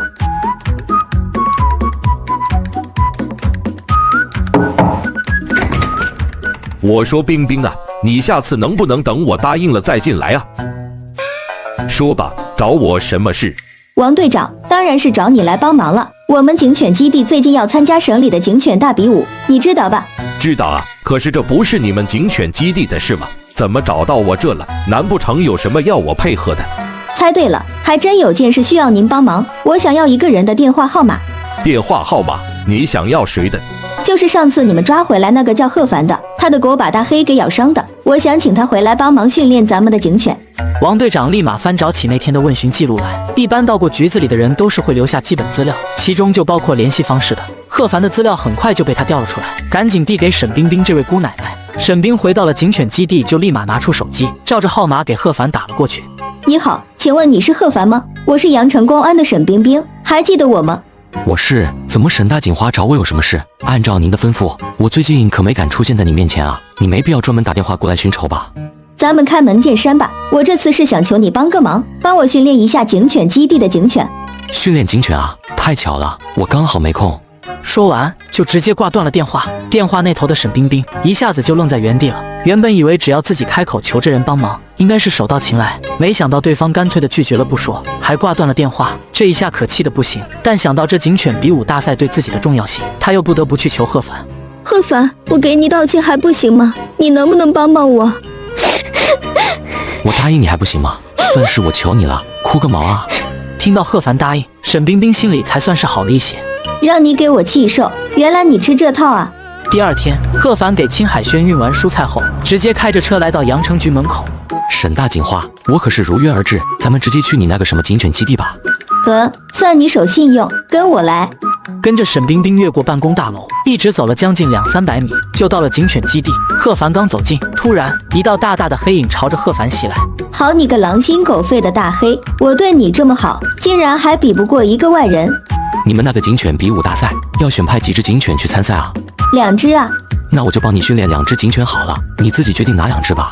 你就不能帮我把这些警犬全都训练一下吗？这参赛不是2只警犬就行了吗？你就帮帮人家嘛，这些警犬都很忠老的。好好好，全都一起训练得了，我也算为社会和谐出力做贡献。你可千万别哭啊，到时候别人以为我干啥？这可是警察局，我不想再被关进问询室啊。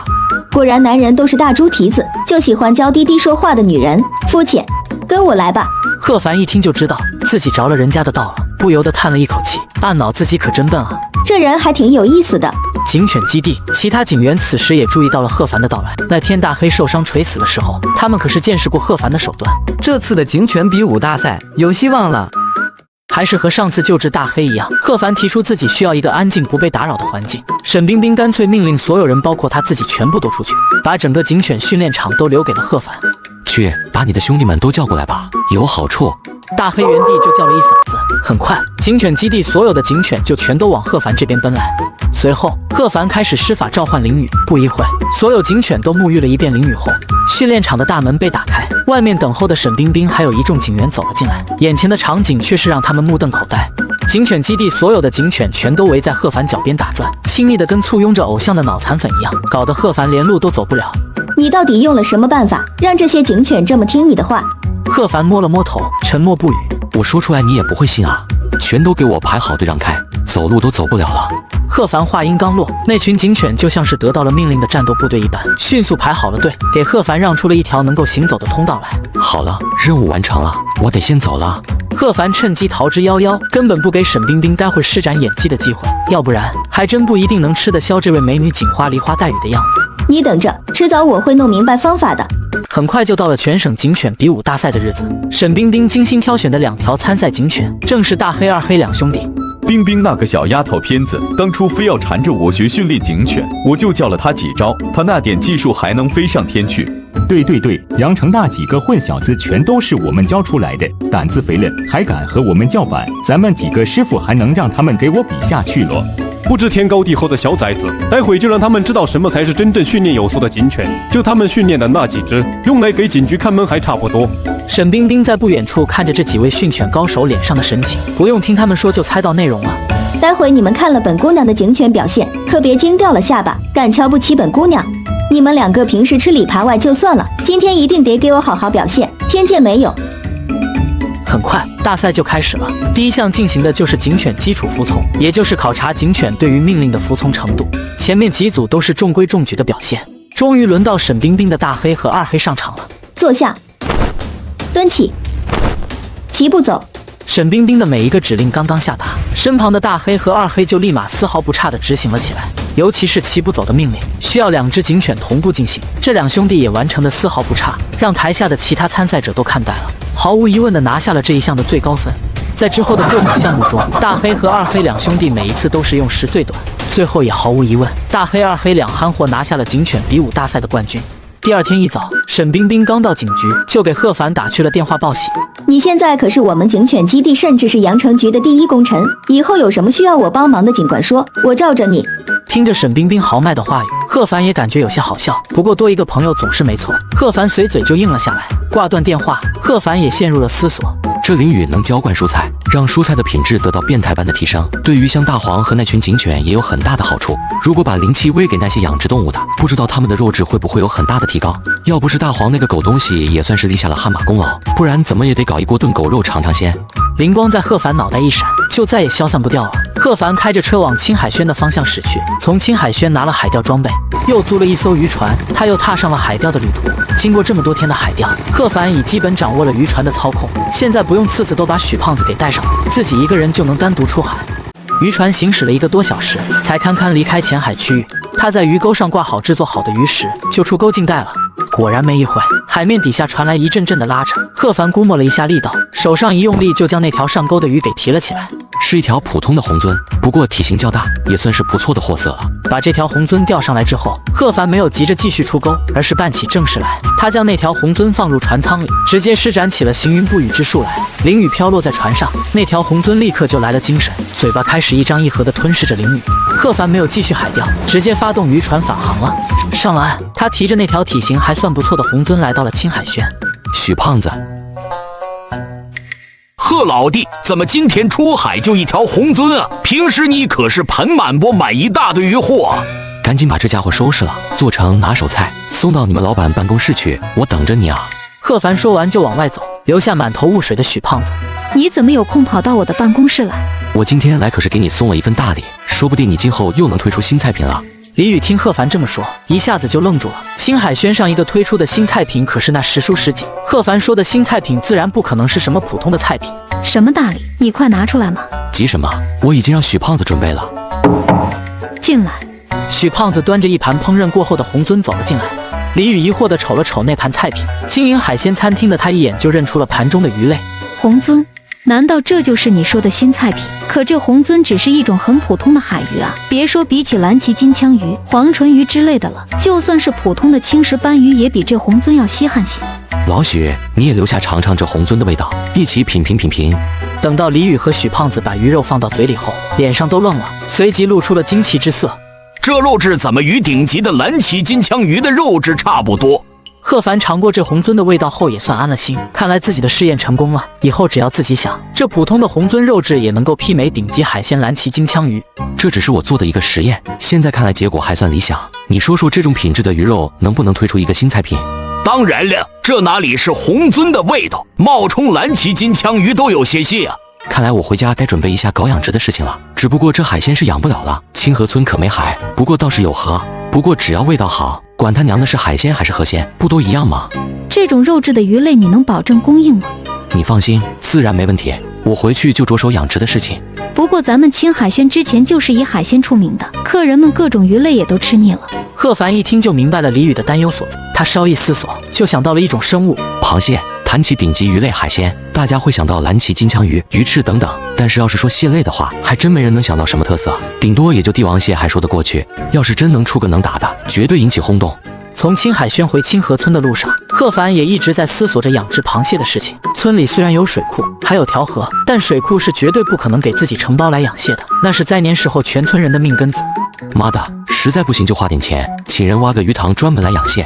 开车回到家已是中午，老爹老妈已经在准备午饭。吃过午饭后，贺卫海夫妇就扛着锄头下田去了。现在正是农忙的时候，贺凡在院子里逗弄大黄和小金的时候，却发现老爹老妈把水壶忘在家了。他当即就扛起个锄头，把行军壶装满凉开水挂在锄头的柄把上，准备给老爹老妈他们送过去。一路上，水壶在锄头柄把上晃晃悠悠，行到了自家的水稻田边上。在看到自家稻田的那一瞬间，贺凡忽然灵光一闪。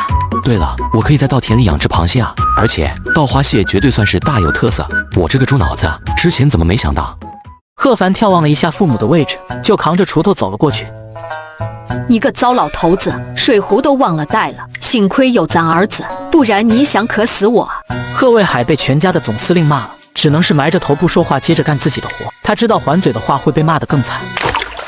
爸，我看咱家的水稻田这么大，光种水稻有点可惜了，要不咱养点螃蟹吧，还有些鲤鱼啥的。稻田里养出来的稻花蟹、稻花鱼，味道肯定好吃，还可以拿出去卖钱。就你小子聪明，你以为你爹我没想过这事儿？螃蟹和鱼，你要是说养个几条自家吃，那还差不多。养多了在稻田里是要啃水稻根的，到时候这7、8亩的水稻全都为了螃蟹和鱼了，咱们家吃啥你说？贺凡还真没想到这一茬，不过稍微一想，贺凡面上便露出了自信的笑容。到时候把水稻田2头田扒得缺口一堵，淋雨播撒下去，那些螃蟹就会去吞噬，而不去啃水稻根苗了。况且稻田里还有浮游生物，这些螃蟹吃饱了，自然就不会打水稻根苗的主意了。而且淋雨播撒种接出的稻米品质也绝对不会低，到时候又可以卖个好价钱。老爹你放心，我自然有办法解决这个问题，到时候保准咱们家的水稻来个大丰收，一颗也不会受损。你真能有办法？要是真不会霍了稻米，那就随便你怎么折腾。第二天，贺凡给青海轩送完蔬菜后，询问了一下李宇这阳城水产养殖批发市场的大概方位，随后开车直奔而去。水产养殖批发市场琳琳琅琅，粗略转了一圈，贺凡就找到了目标。怎么着，小伙子，你打算批发点什么？蟹苗还是虾苗？我这品种齐全，价格公道，包你满意。我打算搞点蟹苗回家养养，就挑类似于大闸蟹那种，蟹高多肉多的。那你的养殖规模大概有多少？7、8亩的样子吧。1亩大概能投放1200只蟹苗，算你8亩的话，就是9600只，再加上一下耗损，凑个整1万只，你看怎么样？没问题，刷卡。付完钱，贺凡载着1万只蟹苗风风火火的就回了清河村。不过他没有开回家，而直接开到自家的水稻田旁边。他将蟹苗搬下来，按照1亩1200只的数量，直接就是把蟹苗往水稻田里倾倒。等把1万只蟹苗全倒进自家的水稻田中，贺凡也累得够呛，不过顾不上休息。他看了看四周没什么人，随即运使行云布雨之术，随着淋雨的灌溉，水稻田的水面上出现了一层蓝色的光点。贺凡不停地输出灵力，维持云团的正常运转，直到最后7、8亩水稻田的水面上全都漂浮着一层蓝色的光点，他才罢手。一切都料理妥当，贺凡开着那辆2手回了家。刚到家就接到了一个电话。喂，猴子，找我啥事？兄弟，过2天可是开学的日子了，你就算是不打算找工作实习，你也得到学校来一趟办个手续吧。我怎么把这茬给忘了？手续不办，拿不了毕业证的。不用拍脑袋了，我已经找班导给你办好了，到时候给你寄过去就行了。你不要忘了把钱交了。我也打算直接去家里的酒厂实习了，在学校待着也没意思。谢了猴子，到时候请你吃饭。你兄弟我现在可混的那是相当可以。挂断电话，贺凡用手机转账，把自己的学费给转到了学校的账户上。现在可以说彻底没有后顾之忧，海阔天空凭鱼跃了。进到院子里，和父母随口提了一下蟹苗已经投放好了的事情，贺凡就回房间了。这蟹苗投放进去，只要每天和蔬菜一样，定时去播撒淋雨就行了。等着这蟹苗长成高肥肉美地道花蟹，就又是一大笔的收入。第二天往青海轩送完货，贺凡就独自一人港口租渔船去了。不过今天还真不巧，往常贺凡租的那条渔船主人今天刚好也要出海。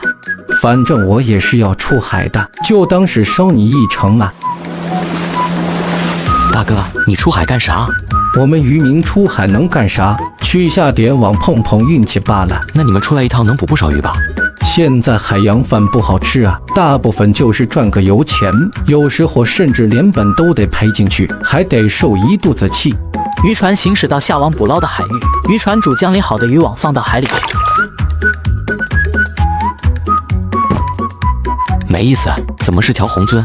钓了一会之后，贺凡就兴趣寥寥了，连着下了几钩，全都是些普通的红鳟和黄骨鱼。虽说体型还算可以，但也没什么价值，加起来也就1-2千。他干脆把这些红鳟和黄骨鱼之类的全都送给渔船主了。渔船主正高兴呢，远处传来一阵大马力发动机的轰隆声。船老大咋了？大船欺负小船呗。咱们这些小渔船出海，不仅要担心运气不好，渔获不佳，还得担心碰上这种无良的大型拖网渔船。碰上那些良心坏的大船，只要他往咱们放网的海域一冲，到时候他们的拖网和咱们的拖网全搅在一起，咱们的马力又比不上这些大船，咱们这些小船就只能眼睁睁地看着他们扬长而去，咱们放的网也得被他们拖走。到时候渔获全都被这些大船给吞了，至于咱们啥都没捞着，还得把网具给赔进去，受一肚子的气。贺凡听完船老大断断续续的解释后，也大概了解了情况。渔船主开足了马力离开，但还是无济于事。不多时，渔船上的贺凡就感觉船身忽然一阵晃动，再一看，渔船主脸色都煞白，几分愤恨，几分悲凉。完蛋了，这一张渔网要是毁了，我1个月的讨海生活就算是白干了。贺凡抄起手边船老大用来收拾鱼的剖鱼刀，直接就跳下了海。小兄弟快上来，海底暗流实在太危险了，要是被吸住，那就肯定死路一条。贺凡潜入海底后，感受着那股来自海洋的亲切温暖的感觉，一蹬腿就朝着前面那艘大型拖网渔船追去。还好纠结的不算太厉害。他挥动手中的剖鱼刀，开始小心翼翼地将渔船主的渔网给分割开来。但对于那艘大拖网渔船的渔网，贺凡可就没有那么客气了。剖鱼刀在水下舞动，大拖网渔船的渔网就被割断了。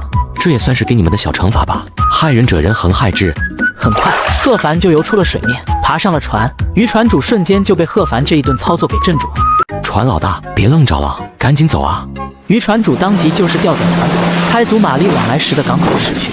虽说经历了一些波折，但这渔网保住了不少，捕捞上来的渔获更是大大超出了他的预计，比以往任何一次出海捕捞获得的渔获都要多得多。船老大哪知道，这些渔获全都是之前贺凡在海钓时被贺凡的鱼食所吸引过来的鱼，正好被他下的渔网给全都拦了下来，才有这么个大丰收。小兄弟，今天真是多亏了你，要不是你帮忙，别说这一渔网的渔获了，就连我这渔网都得被大船给拖走。不用客气，这都是小事，估计那艘大船以后再也不敢欺负你们小船了。小兄弟，你以后只要是来租船，除了柴油自己加，租金什么的我一概不收。离开港口后，贺凡开着车就回了家。走到村上小路时，贺凡有些奇怪，清河村虽然人口不多，村里青壮劳力都出去打工了，留下的大多是老弱妇幼，但好歹也有个上百人。奇怪了，今天村里怎么这么安静？贺凡带着疑惑回到了家中，正打算问问父母村里是不是有什么事发生，却发现父母也不在家。这满村的人中午饭都不弄，全都跑哪去了？你给我好好看家，我出去一趟。在清河村的小路上，贺凡边走着边往路旁的人家院子里瞅，结果发现竟然一个个都不在家，心里也泛起了嘀咕。难不成村里人都一起去打平伙去了？打平伙是土话，意思就是大家聚在一起，每家都出些钱，一起买点好的吃大锅饭。就这么一路走着，都快走出清河村，到各家各户的水稻田所在的位置了，耳边终于听到了一阵嘈杂的声响。你们不要欺人太甚了，这条河也不是你们清水村一个村子的，你们凭什么这么做？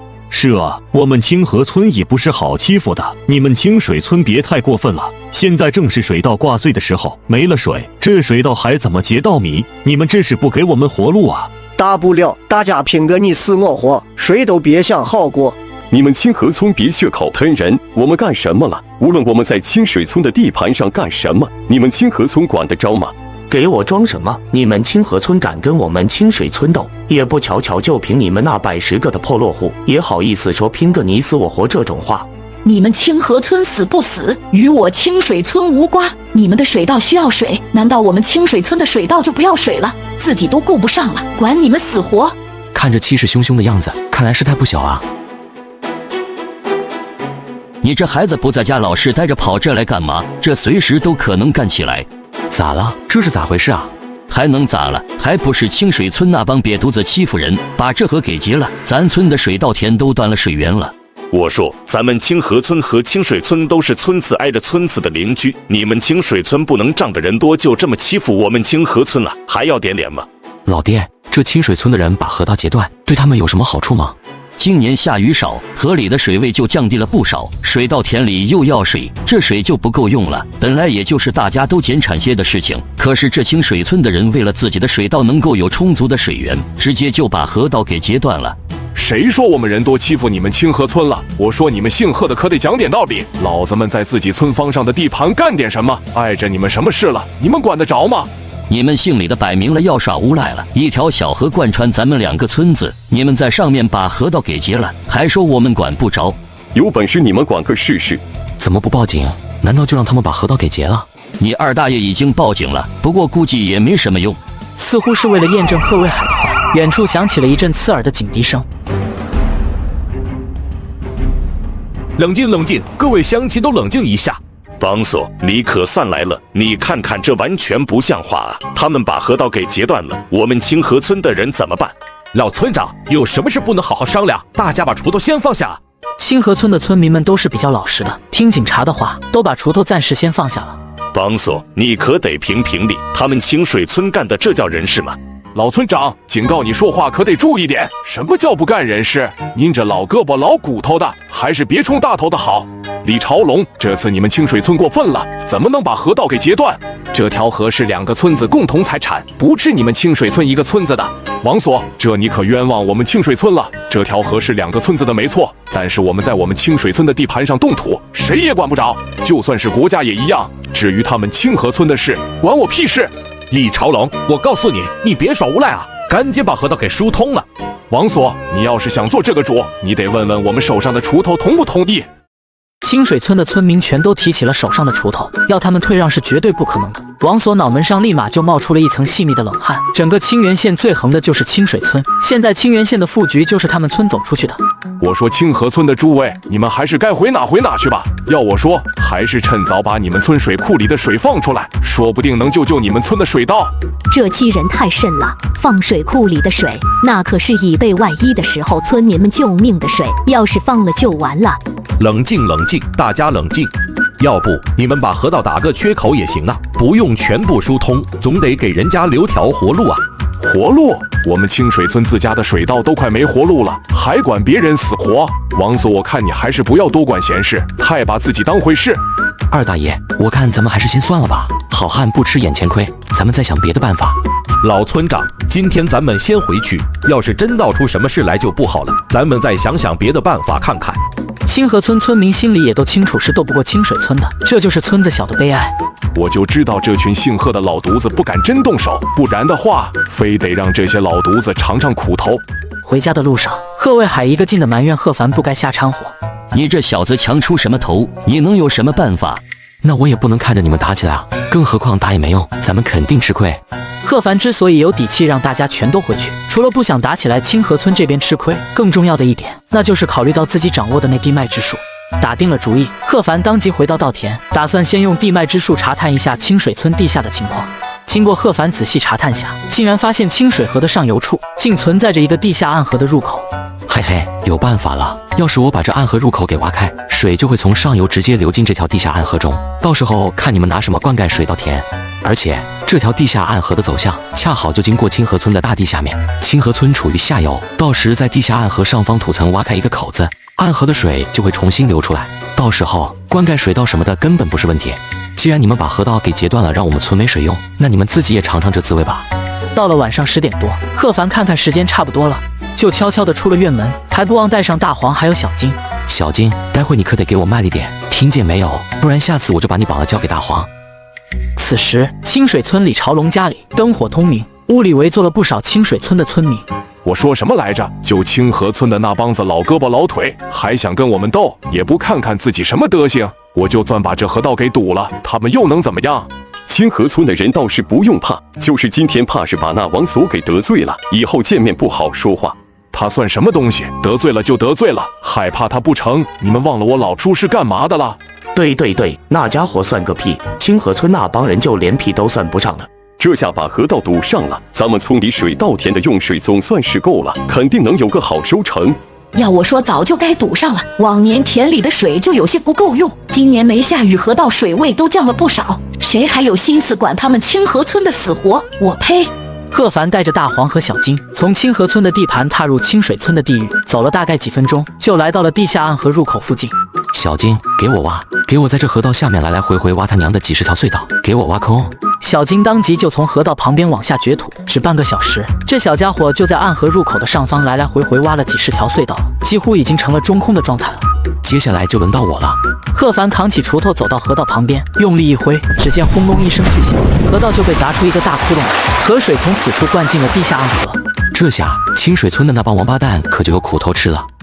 第二日，李朝龙正在家里吃早饭，结果就有清水村的村民着急忙慌地敲他家的门。他娘的，一大早就不安生，赶着去投胎啊！你他娘的这是见鬼了！还是清河村的那帮老帮菜不服气，准备找咱们麻烦？有什么好慌的？他们还能斗得过咱们不成？不是，地陷了，地陷了？什么地陷了？你脑子是不是糊涂了？你还是跟我去看看吧。李朝龙心中疑惑，赶紧跟在后面前去。都让开，让开！出什么事了？李姓族人看见李朝龙来了，全都是让出了一条路，顿时就露出那个贺凡造就的大窟窿来。原本应该流进清水村村民家水稻田里的水，全都被这个黑窟窿给吞掉了。都愣着干嘛？赶紧把这窟窿给堵上啊！不然咱们的水稻都得枯死喽！没用，我们试过了，这窟窿就跟无底洞似的，根本填不上。好事不出门，坏事传千里。清水村的那点事动静闹得那么大，早就传到清河村这边来了。这就叫报应！那帮王八蛋不给我们活路，现在他们自己也没活路了。这是解气，是真解气！恶人自有恶人磨，老天爷都看不下去这帮瘪犊子玩意干的坏事了。谁让他们不给咱们活路，活该！哎，我看咱们还是想想自家的水稻田该怎么办吧。墨水这都是可结不出来啊！这话一出口，原本还兴奋异常的清河村民又都愁容满面。贺凡正是为了解决这事来的，他快步往老村长家走去。二大爷，贺凡的，你这大学生一大早的跑我这来干啥？二大爷，我是为了咱们村里水源的事情来的。怎么，你有办法？快把你的想法说说看，我可愁死了，昨天晚上一晚上都没睡好。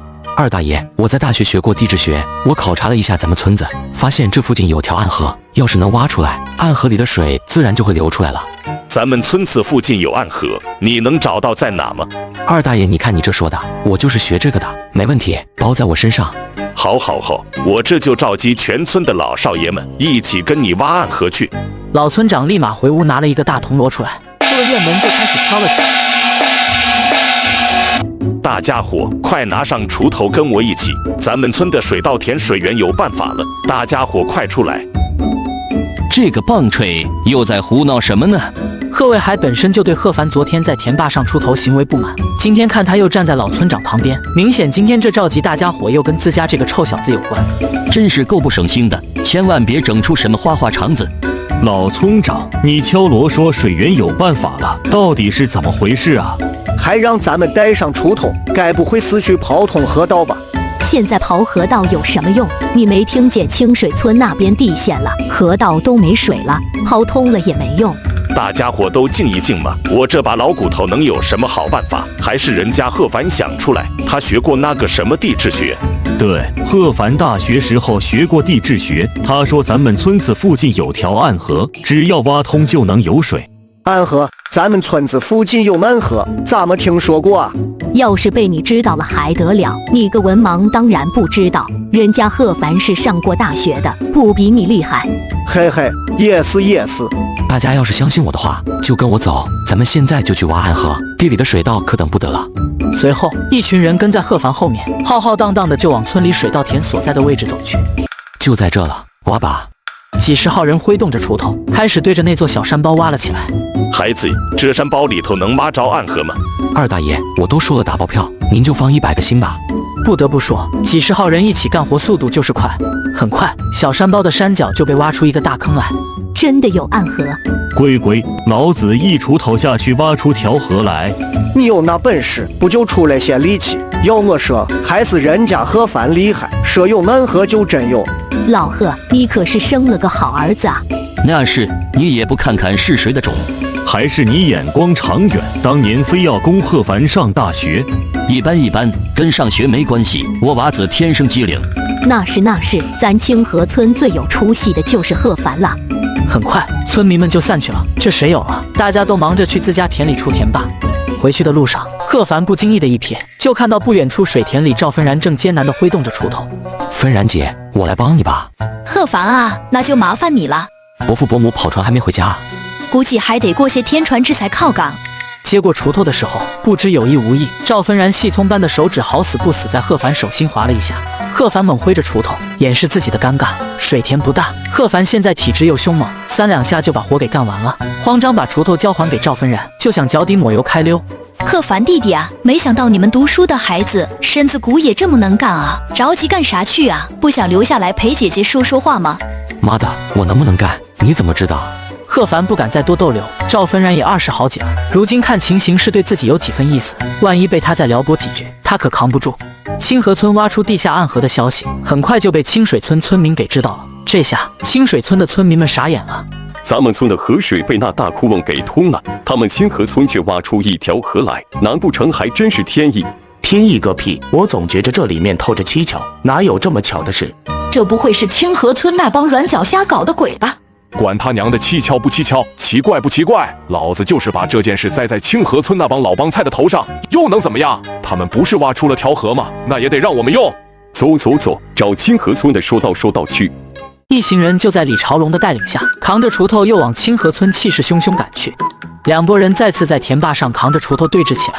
你们清水村的人要脸不？之前你们霸道的把河道给截断了也就算了，现在还想干嘛？想怎么样？你们清河村的人挖了我们村子的河，还问我们想怎么样？对，就是你们挖了我们村子的河。挖了你们的河？你什么意思啊？你们村子不是挖出一条暗河吗？那是我们村子的，给我们用，知道了吗？你们村的河？你凭什么说是你们村的河？就算真的是你们村的河，我们清河村的人在自己的盘上动土，管你们清水村什么事？对，管你们清水村屁事！你们村上的事我们管不得，我们村上的事你们也别管。你们挖的那条河是我们清水村的，你们清河村在自己的地盘上干什么我管不着，但挖了我们清水村的河，我就得管。老村长见状知道讲道理是没用了，只能又拿出手机拨打了报警电话。很快，警车就来了。怎么回事？昨天不都是劝好了吗？怎么又闹了起来？随后，老村长把事情一五一十的说完后，王所也露出了为难的神色。李朝龙，你别太无理取闹了，要是再这么闹事，就跟我到所里好好冷静冷静吧。你算什么东西？有本事抓我进去试试！过不了今晚，你就得乖乖放我出来。知道我二叔是谁吗？要我告诉你吗？就在王所打算拼着被清水村的村民打伤，也要将李朝龙这泼皮给惩治之时，远处又响起了一阵警笛。贺凡早就知道清水村的一众村民很难管束，所以提前拨通了沈冰冰的电话，说明了一下情况。警官，那条河可是我们村上的，你可得秉公办理啊。对了，你是哪个分局的？聚众闹事，给我带回去！你个小娘皮，给脸不要脸！你敢动我一下试试？你是县里刚来的吧？你知道我二叔是谁吗？我二叔是李岗，你敢抓我？我爸还是厅长呢？不对，我管你爸，我爸是谁？你犯了事，我代表人民的名义抓你。完了，这只娘皮该不会说的是真的吧？贺凡虽然早就听闻过沈冰冰的背景，但是今天听她亲口说出来，还是有些震惊的。喂，贺呆子，我因为你一个电话大老远的从阳城赶过来，可累死了，下次你可得请我吃饭。还没等贺凡回话，沈冰冰就转身上了车，警车呼啸而去了。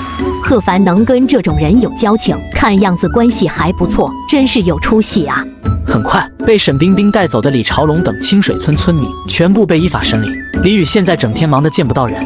贺凡送完蔬菜后，又起了海钓的心思。当他到达港口时，视线就被不远处停在港口的一艘豪华游轮给吸引了。他娘的，要是坐着这么一艘豪华游轮出去海钓，旁边再来几个比基尼美女，那真是美滋滋了。就在贺凡胡思乱想的时候，游轮上一个年轻人却注意到了他，脸上露出喜色。等到他走近了，贺凡才认出来，原来是花2万块买他鱼食的年轻人。兄弟，没想到在这碰上你了，真巧，天下何处不相逢啊！正好上次你卖给我的鱼食用的也差不多了，找你再买点。不用了，我这些鱼食送给你好了。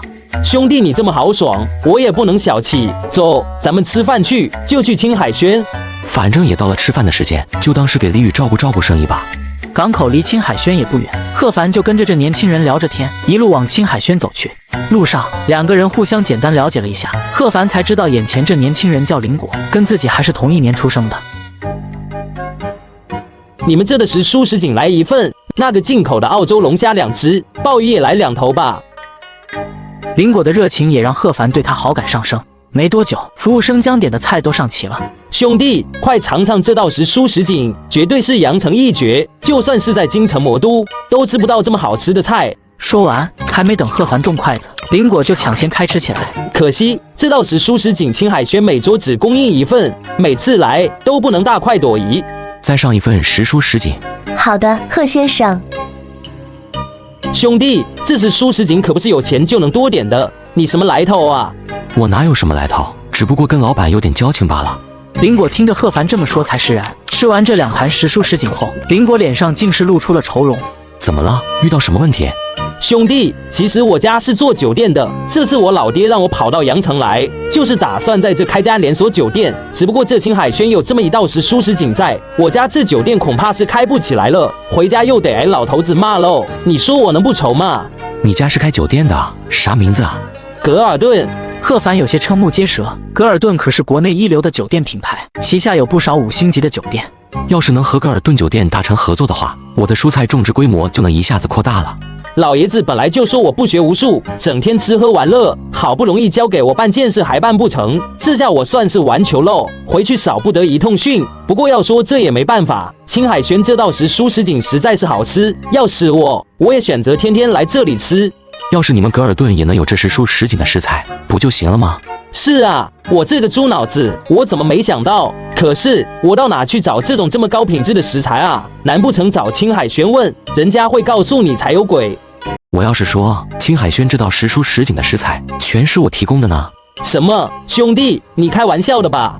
你看我像是开玩笑的样子吗？兄弟，你得帮帮我啊！我可以给你们格尔顿供应同样的食材，但是你们得答应我，在羊城不能建设连锁酒店，毕竟我和青海轩的老板是朋友。好，兄弟，我答应你。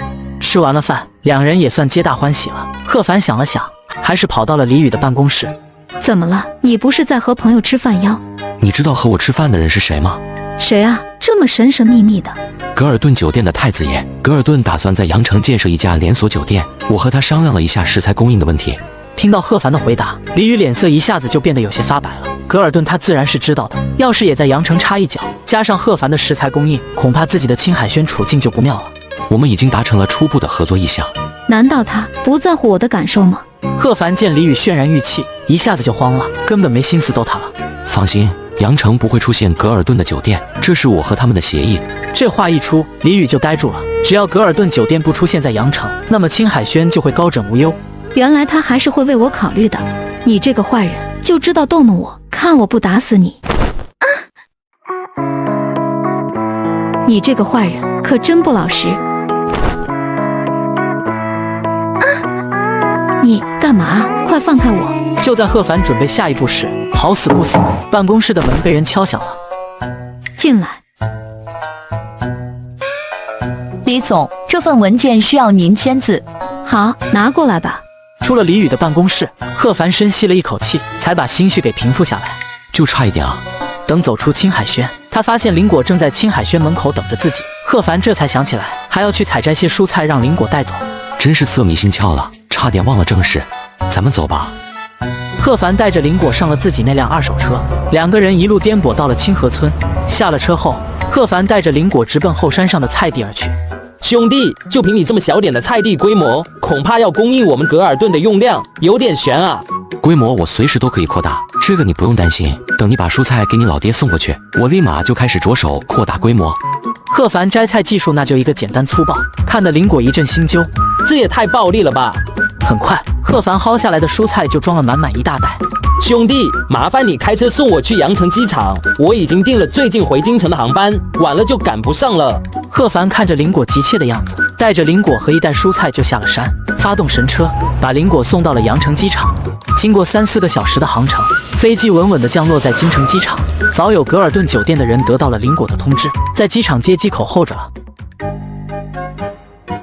哎呦，我说林少，您怎么这副打扮啊？我老爹呢？带我去见他。在格尔顿顶层办公室呢，我带你过去。说完就带着林果上了车。爸，你看我给你带什么好东西来了。这次我派你到羊城去考察一下建设连锁酒店的事情，结果怎么样了？恐怕是不行。羊城有一家青海轩，最近评上了米其林1星餐厅，而且他家有一道时蔬什锦太过美味了，有这一道菜在，咱们的连锁酒店就开不成。你还是玩心太大，办起正事来一点也不上心。不过我这次可是没白跑，大有收获。青海轩那道时蔬什锦的食材被我给弄来了，咱们格尔顿有了这么高品质的食材，绝对能够压住其他几家竞争对手一头。胡闹！我这地毯可值不少钱，你可别给我弄脏喽。爸，不是我吹，要是你尝过了这蔬菜的味道，还在乎这破地毯，当我没说。林建宇原以为儿子在胡闹，不过随即就闻到了一股独特的清香，让他精神一振，喊几个餐饮部的人上来。很快，餐饮部的人就乘坐电梯到达了顶层林建宇的办公室。总裁，有什么事吗？拿这些蔬菜下去，简单炒盘菜端上来。随后，餐饮部的员工立马把蔬菜给倒了下去。就清炒啊，记得不要加其他的食材。你就这么有信心？这些蔬菜有这么神奇？你小子不会又是在胡闹吧？由于是总裁的命令，餐饮部动作十分迅速。几分钟后，一盘清炒时蔬什锦就被送了上来。林建宇好奇地夹了几根蔬菜送到自己嘴里，就这一口，林建宇就明白了林果所言不虚。看来这次还真不是我儿胡闹啊，找到宝了。这食材你从哪弄来的？我兄弟种的。兄弟？能不能和你这位兄弟探讨一下，给咱们供应蔬菜的事情？那是自然，都说了是我兄弟，这是来之前我就和他说了，我兄弟也有意向和咱们格尔顿合作。那好，那这件事就交给你去办了，务必要和你的那位朋友达成合作。听见老爹直接把这件事交给自己去处理，林果也兴奋异常，自己这次也算是因祸得福了。原本以为把事给办砸了，结果没想到认了个兄弟，又把事给圆回来了，更在老爹面前也好好出了一次风头，这个兄弟认得不亏。离开顶层的总裁办公室，林果就拿出手机给贺凡打了一个电话。贺凡接到电话时，心下也是一喜，能够和一流的酒店品牌格尔顿达成合作的话，下半辈子基本上不用为钱发愁了。挂断电话，贺凡也思索了一下，看来明天得去找人再开垦一些荒地了。清河村周边的大山属于集体的财产，贺凡想要再开垦大片荒地，还是得先跟老村长打声招呼。二大爷，今天来就是想跟您说一声，我想在后山开100亩的荒地，毕竟是村里的山，还是要征求一下您的意见。贺凡了，这开荒地是没问题，你就算是不跟我打招呼，开了也就开了，可这100亩荒地可不好找啊。再说了，你开这么多荒地用来干啥？后山山群里大多都是盐碱地，也种不出个啥来啊。荒地不好找，把那些小山头给用推土机给推了就是。我要用来种菜，那些地盐碱高我知道的，有分村呢。老村长听到贺凡自信满满，自然也没意见。贺凡之前就能帮村子找到附近的暗河，现在他说能在盐碱地上种菜，那就一定行。行的，这是村里知道了，我给你批准了。第二天一早，贺凡开着自己的面包车就在羊城市区找到一个施工队。施工队的人听完贺凡的诉求后，爽快地接下了这单生意。付了定金之后，当天就有3辆挖掘机跟在贺凡后面，一直开进了清河村。这么大的动静，自然惊动了清河村的村民们，全都跑出来围观。这不是贺凡吗？他带着这么多挖掘机打算干嘛？你没听老村长说吗？人家贺凡打算在他家后山上开荒呢。乖乖，这得开多少荒地呀？连挖掘机都用上了。我听说了，足100亩呢。那后山上的地能干啥？全都是盐碱地，种不出来个啥。人家贺凡懂地质学呢，暗流都能挖出来，种地算个啥？你种不出来，人家还能种不出来？也对哈。在众人的议论中，挖掘机来到了贺凡家后的山脚下。挖机一响，黄金万两啊！贺凡一声令下，带着轰隆轰隆的发动机响声，3个大机器就成功上了山，在贺凡指定的区域直接开始作业。贺卫海夫妇也被这动静惊动了，上山来查看，才知道是自家儿子搞的事。经过前些天一系列的事情，他们现在对儿子的计划基本都不智慧了。既然贺凡说要开荒，那就一定有他的道理。二老又是赶紧下山去给这些开挖机和推土机的师傅们准备点心去了。3台机器足足干了6天，才算把这100多亩荒地给整好了。算下来，支付的报酬达到2万多了，再加上油料消耗，最后七七八八花了近4万。人人都知道贺凡开个荒就花了好几万。这些天贺卫海在外面走路都带风，有人说起来就是一副大咧咧的样子。年轻人就是冲动，这不，我一个不注意，几万块他就给花了出去，真是一点也不知道心疼。贺卫海一副恨铁不成钢的样子，不过脸上的得意是怎么也掩盖不住。现在村里都知道老贺家有钱了，不是以前的穷泥腿了。另一边，林国已从京城飞到阳城，他专门来和贺凡商量供货的一应事宜。两人商定在青海轩碰面。兄弟，以后我们以每斤50的价格，你每天向格尔顿酒店供应12000斤的蔬菜，你看怎么样？可以，供应没问题，但是需要由格尔顿负责运输和采摘。兄弟，你放心，采摘和运输的事包在我们身上。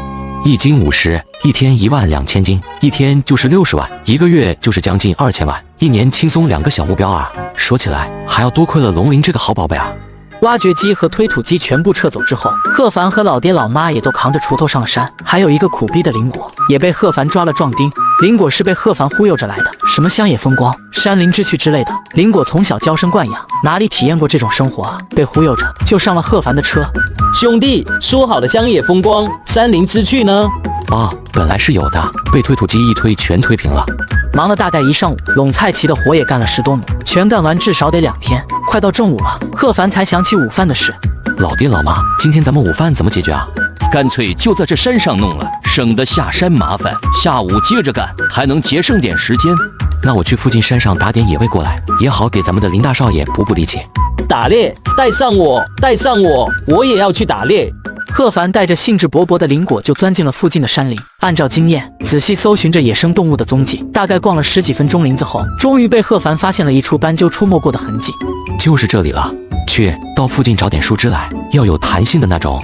林果又露出了苦逼的神色，不过还是听从了贺凡的话，急忙就去附近砍树枝了。等到林果回来之后，贺凡利用他砍回来的树枝，在这斑鸠的必经之路布了一个最常见的吊脚套，然后就带着林果到附近选了一个地方，一动不动的静静等待了。兄弟，你设的这个套能抓到斑鸠吗？麻烦你把码字去掉好吗？贺凡的话音刚落，就听到一阵动静传来，是斑鸠的声音，快抓住了！林果一马当先的冲了出去，果然就发现吊脚套上正吊着一只倒霉的斑鸠，顿时哈哈大笑起来。贺凡攥着斑鸠，带着林果回去。老爹老妈铁锅都已架上了，看贺凡逮了一只斑鸠回来，贺卫海露出了满意的笑容。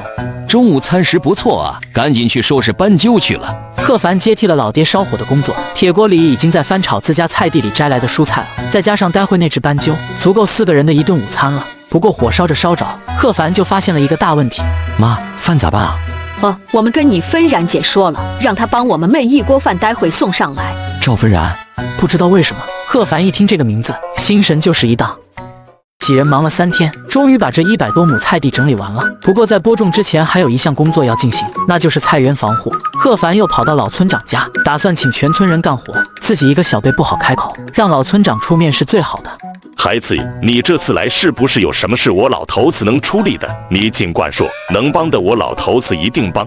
二大爷，您知道我在后山上开了100亩的荒地种菜，我最近正想着用栅栏把这100亩的荒地给围起来，这活不是2、3个人能干完的，所以想请您出面，让村里人给我帮帮忙，到时候我每人每天付100块工钱，您看怎么样？你这孩子，什么工钱不工钱的，大家伙都是乡里乡亲的，我让他们都给你帮忙去。上次你可是给大家伙帮了个大忙。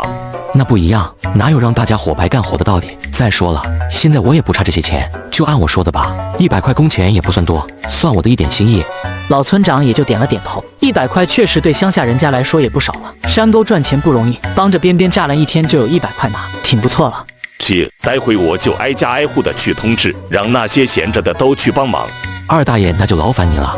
你这孩子有什么劳烦不劳烦的？我老头子还等着挣你那100块钱呢。贺凡一下子语塞，看老村长都7老80了，万一在山上出个啥事可不好。那行，这几天您老就给我当监工，工资200块一天怎么样？姐，我就给你当这个监工。第二天一早，贺凡家院门口就聚集了不少拿着柴刀准备跟贺凡上山的村民们。反正田里也没啥事，扔个几天不去也完全没问题。大家都上山去帮忙吧。人家何凡说了每天给100块工钱呢，要不是大家都是乡里乡亲的，这好事怎么能轮到我们这些人头上？看到这些村民们这么早就拿着柴刀在院门口等着，贺凡也吓了一跳。贺凡，人我可给你叫齐了，怎么着？大家伙可是等不及挣你那100块钱了。父母领着村民们往后山上走的时候，贺凡突然发现身姿风韵的赵芬然也拎着把柴刀跟在后面。芬然姐，你凑什么热闹啊？不怕这柴刀给你自己伤着了？怎么，你是嫌姐姐干不了活，工钱不许我挣啊？这样吧，你就不用上山了，山上砍树枝不好干的，你来负责上午下午各送一次茶水上山就行了。我给你150块一天，怎么样？不过你可不能跟别人说啊。姐姐果然没白疼你，你放心，咱俩的事指定不会让别人知道。姐姐，你可别乱说啊！什么叫咱俩的事？被别人听去了，还不知道怎么乱传呢？怎么要传出啥？那样你很吃亏不成？说完就飘然远去，回家准备茶水去了，留下傻眼的贺凡在原地。果真是个妖精。其实芬然姐当老婆也不错啊，就才大几岁而已嘛。此刻后山上已经是一片火热了，村民们用带来的柴刀在附近树林里砍伐竹子、树枝，3下2下就能编出栅栏来。老村长乐呵呵的在旁边看着，说是监工，其实就是闲逛。才不过3天，整整100亩的荒地就被竹子和树枝编成的栅栏给围起来了。等到村民们散去，四下无人之时，贺凡就运转地脉之术，沟通大地深处的稳定地气，在这100亩荒地的下面构筑了能够改善土质的地气通道。第二天，贺凡从阳城的农产品批发市场买了7、8千的菜籽，回到家时却看见林果在自家门口等自己。兄弟，买了这么多菜籽呀，这么多菜籽你一个人也剥不完，你带我去看看种菜到底是怎么种的。开玩笑，我种菜要是给你看到了，那还得了？这是重大商业机密，要看去别人家看去。20多岁的人了，怎么好奇心还跟小孩子一样旺盛？第二天，贺凡来到山上这100亩的荒地边，手边扶着一台独轮机械，这是贺凡找农产品店的老板借来用来播种的。人推着这辆独轮机械往前走，就能达到自动播种的功效了。靠着这辆独轮播种机，忙了1天，播种工作就完成了1小半。3天后，100亩地全播种完了，接下来就是需要浇灌淋雨了。这要是全都浇灌完，我会不会累死在山头？想是这么想，不过活还是得干。贺凡深吸一口气，就开始施展出行云布雨术，召唤出淋雨团来。这荒山野岭的也不会有什么人来，所以贺凡一下子发气狠，用尽全力召唤出现在自己能力极限大小的云团来。这云团足足笼罩了1亩地，里面还电闪雷鸣的，千万别电死我啊！经过几个小时的努力后，贺凡终于将这100亩蔬菜全都给浇灌了一遍。100亩菜地全都冒出了新绿的嫩叶，甚至有的植株也生长开了。这淋雨的效果并不会一下就消散，进入土壤后会持续的催发，大概只要1晚上，明天早上这些蔬菜都能成熟个7、7、8、8了吧？这100亩蔬菜，按照之前的产量和种植品种估算，能出产40万斤至少没问题。答应每天给格尔顿供应12000斤，那么一茬蔬菜就能够1个月。贺凡提议每次工人来采摘5天蔬菜用量，要是每天都来采摘，被采摘工人看到昨天刚摘完的菜，今天就呼呼冒出来，肯定会产生怀疑。而5天一采摘，加上地也算大，就有操作空间了，不容易被发现猫腻。反正菜一次性长足了，在地里又不担心烂掉。歇了一会，贺凡就给林果打了电话。林小果，你那办事处筹备的怎么样了？我可跟你说，我这边已经一切准备就绪了。要说我们兄弟就是有默契，我这办事处也料理的差不多了，这边工人和物流都安排妥当了。那你明天就派车和工人过来吧。好嘞。第二天一早，3辆和载重量15吨的卡车组成的车队就浩浩荡荡地开进了清河村。这可真是大买卖呀，3辆大卡车啊！卡车在山下成一排停着，工人则是全部步行上山进行采摘。专业采摘工人的速度果然不是盖的。格尔顿旗下酒店5天的用量6万斤，1天的时间就全采摘完毕。3辆卡车都装满后，卡车立刻发动，开往羊城，集中发往格尔顿旗下在全国各地的酒店。就在发完货的第2天，贺凡手机就接到了一条银行到账300万的短信。饶是贺凡有所准备，但想象跟现实毕竟有区别的，看到300万数字后面的一串零，一下子愣住了。这他娘的，光数后面的零都把老子眼睛数花了。这才只是第1笔罢了，以后每个5天都会进账300万，到时候慢慢也就习惯了。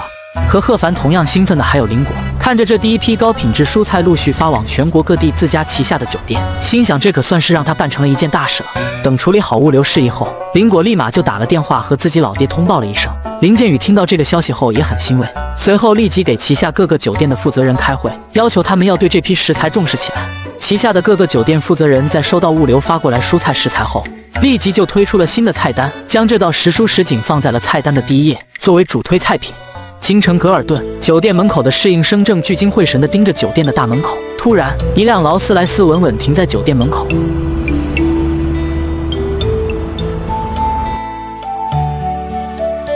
王总您好，之前收到您的预约，已经为您留好了包厢。今天我要宴请一位重要的投资人，把我上次存在着的那瓶拉菲拿出来行好。好的，王总。随后，侍应生带着王总去了包厢。王总吩咐的那瓶拉菲已经在醒了，客人要不您先点单。王总口中的重要投资人也不推辞，当他看到388一盘的时蔬什锦时，脸上立马就不高兴了。王总，这应该不是您经常来的酒店吧？这种明显溢价太夸张的酒店，你这个资深的金融人士要是喜欢当冤大头，那我就要考虑考虑是不是值得投资了。怎么回事？王总，这是我们酒店最新推出新菜品，我个人可以做主，免费奉送一份这是蔬什锦给您，您品尝之后再发怒也不迟。这是林建宇给予这些旗下酒店的特权。作为商场老手，他早就预料到了这种情况的发生。等到那道时蔬什锦上来后，他们尝了2口，终于明白为什么这道简单的蔬菜会卖到这么贵了。王总，就为了这道菜，我也要在京城多待几天了。王总脸上顿时露出笑容，他知道自己的投资有希望了。把我写好的那瓶拉菲拿上来。类似的场景同时在全国各大格尔顿酒店上演，很多商务人士会客吃饭的首选就是格尔顿的这道时蔬什锦。贺凡这些天有些忙，自家的稻花蟹基本上已经成熟了，是时候该捕捞起来了。等了这么久，终于可以尝尝鲜了。不过他没急着捕捞，而是掏出手机给李宇打了个电话。电话那头的李宇惊喜不已，没想到贺凡这么快就把稻花蟹给培育成熟了。你要不要过来，亲自捕捞稻花蟹上来尝尝鲜？好啊。李宇当即驱车1个多小时赶到贺凡家里。贺凡注意到他今天并没有穿那身职业套装，反而是一身休闲打扮，他忍不住多瞄了几眼，把一双靴子递给李宇。李宇知道待会要下田，只是要在这个男人面前脱鞋，不禁有些面红。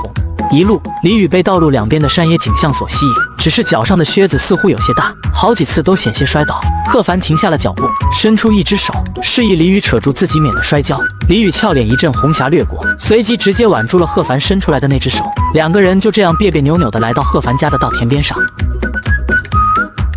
你养殖的大闸蟹的个头真大呀！是稻花蟹，大闸蟹能和我的稻花蟹比吗？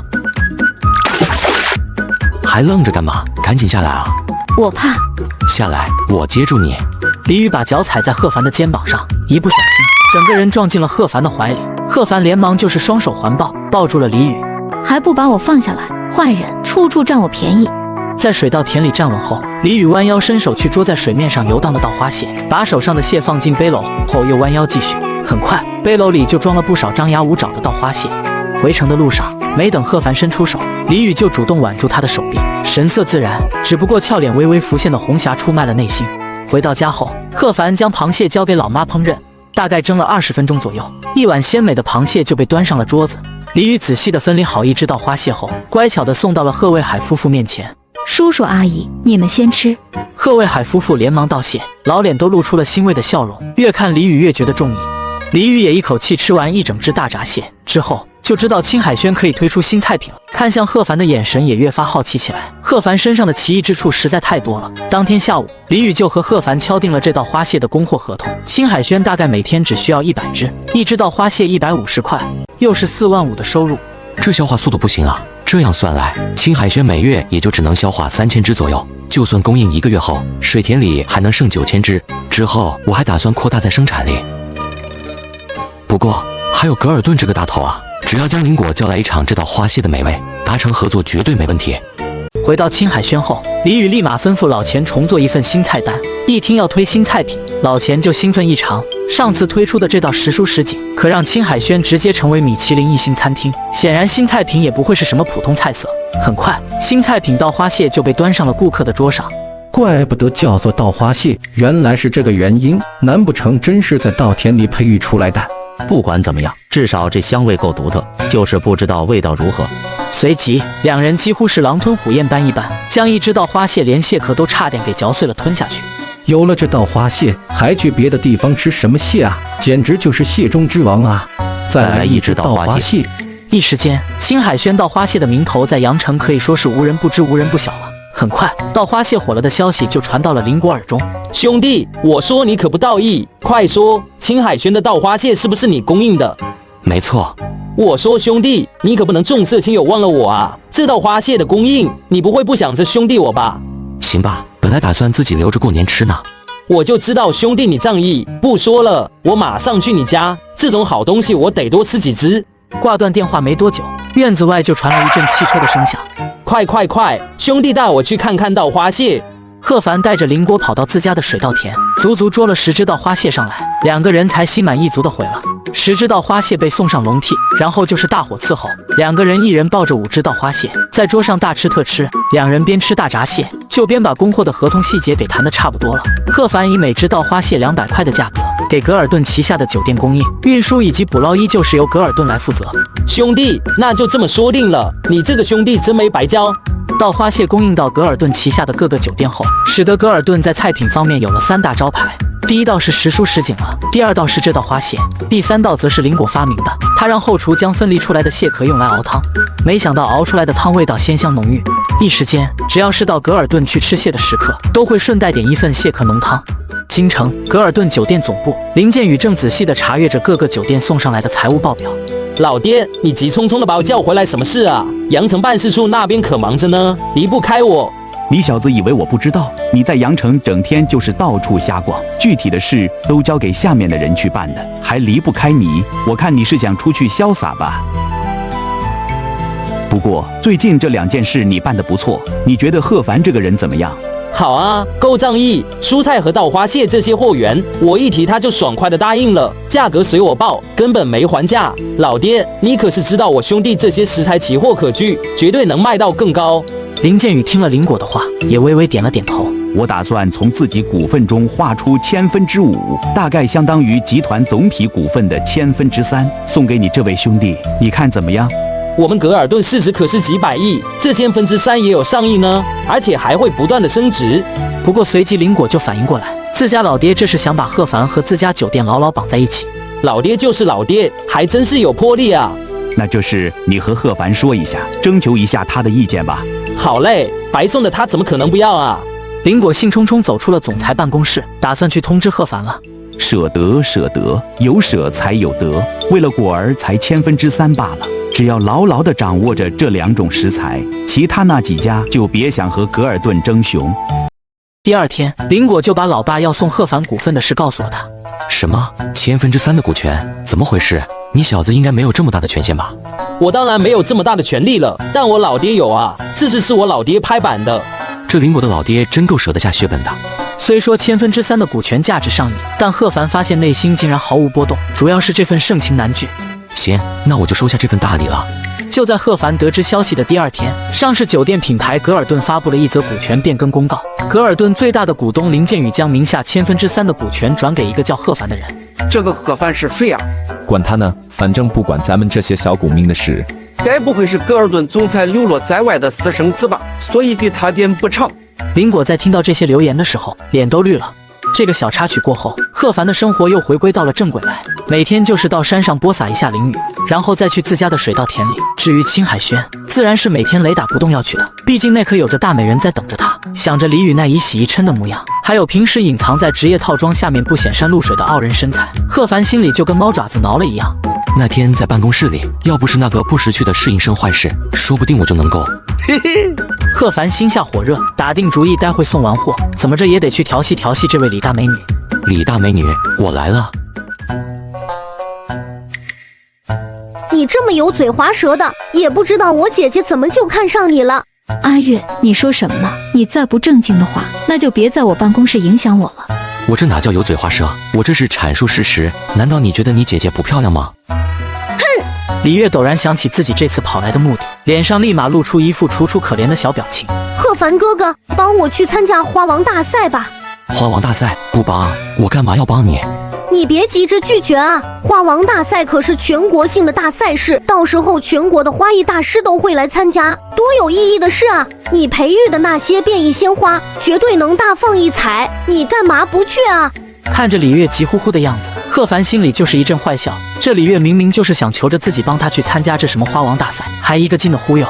你就一点都不感兴趣吗？算我求你了，你就去参加这个花王大赛吧，肯定不会让你失望的。不管李月如何说上了天，贺凡就是老翁在，可把李月急坏了。要不是我答应了柳韵姐，一定帮她拿下花王大赛的冠军，哪还用得着受你的气？哼！不过你想让我吃瘪，不可能。姐，你看这个坏蛋欺负人呢，你快帮帮我啊！我可是答应了柳韵姐的。你就别逗阿月了，这次的花王大赛你就当是帮忙嘛。好，你可不准反悔啊！哼，果然男人都是大猪蹄子。你个小丫头片子懂什么？这叫英雄难过美人关。你再多嘴，我可就要反悔了。这下一下就把李月制住了，当即就闭嘴不再说话，生怕贺凡反悔。既然李大美女都开了口，看来这个什么花王节，我是非去不可了。李月这次则是帮自己闺蜜来求贺凡的，这位闺蜜乃是阳城最大的鲜花集团的总裁。李月一听说闺蜜的阳城柳氏鲜花集团要参加这次花王节，立马就想起了贺凡那盆变异的蓝冰玫瑰。柳韵姐，我可是费了好大的劲，才求那个人同意帮你参加花王大赛，你肯定能拿冠军，怎么样？到时候你可得请我吃饭哦。好，真是个闲操心的小祖宗。柳韵根本没指望李月说的这个什么大师帮自己去参赛，更别提这个什么大师只是一位20出头的年轻人了。贺凡回到家，随意选了几盆盆栽端到自己房间里，便开始施展行云布雨术，催发起这些盆栽。一时间，整个房间都充满了鲜花散发出来的独特异象。花王节开幕是在后天，算上行程安排，贺凡明天就得动身。第二天一早，贺凡带上那盆七彩玫瑰，驱车朝阳城柳氏鲜花集团驶去，跟着导航开车到阳城柳氏鲜花集团门口。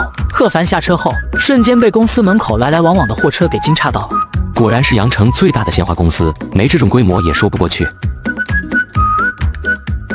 小伙子，你要是想批发点花回去，你去鲜花市场，这是集团总部，不接你这种个人的单。你没看见这来往的都是些大货车吗？大爷，我不是来批发鲜花的，我找人的。找人？你找谁？找你们董事长，是叫柳什么？贺凡有一搭没一搭的和保安扯皮的时候，眼睛也不停地往四周张望着，就看见不远处一辆豪华轿车旁边站着3、4个人。刘总，咱们还等谁呢？赶快出发吧，别到时候再赶不上飞机了。刘师傅，再等等吧，待会来的这位也是要和咱们一起去花王节的花卉专家。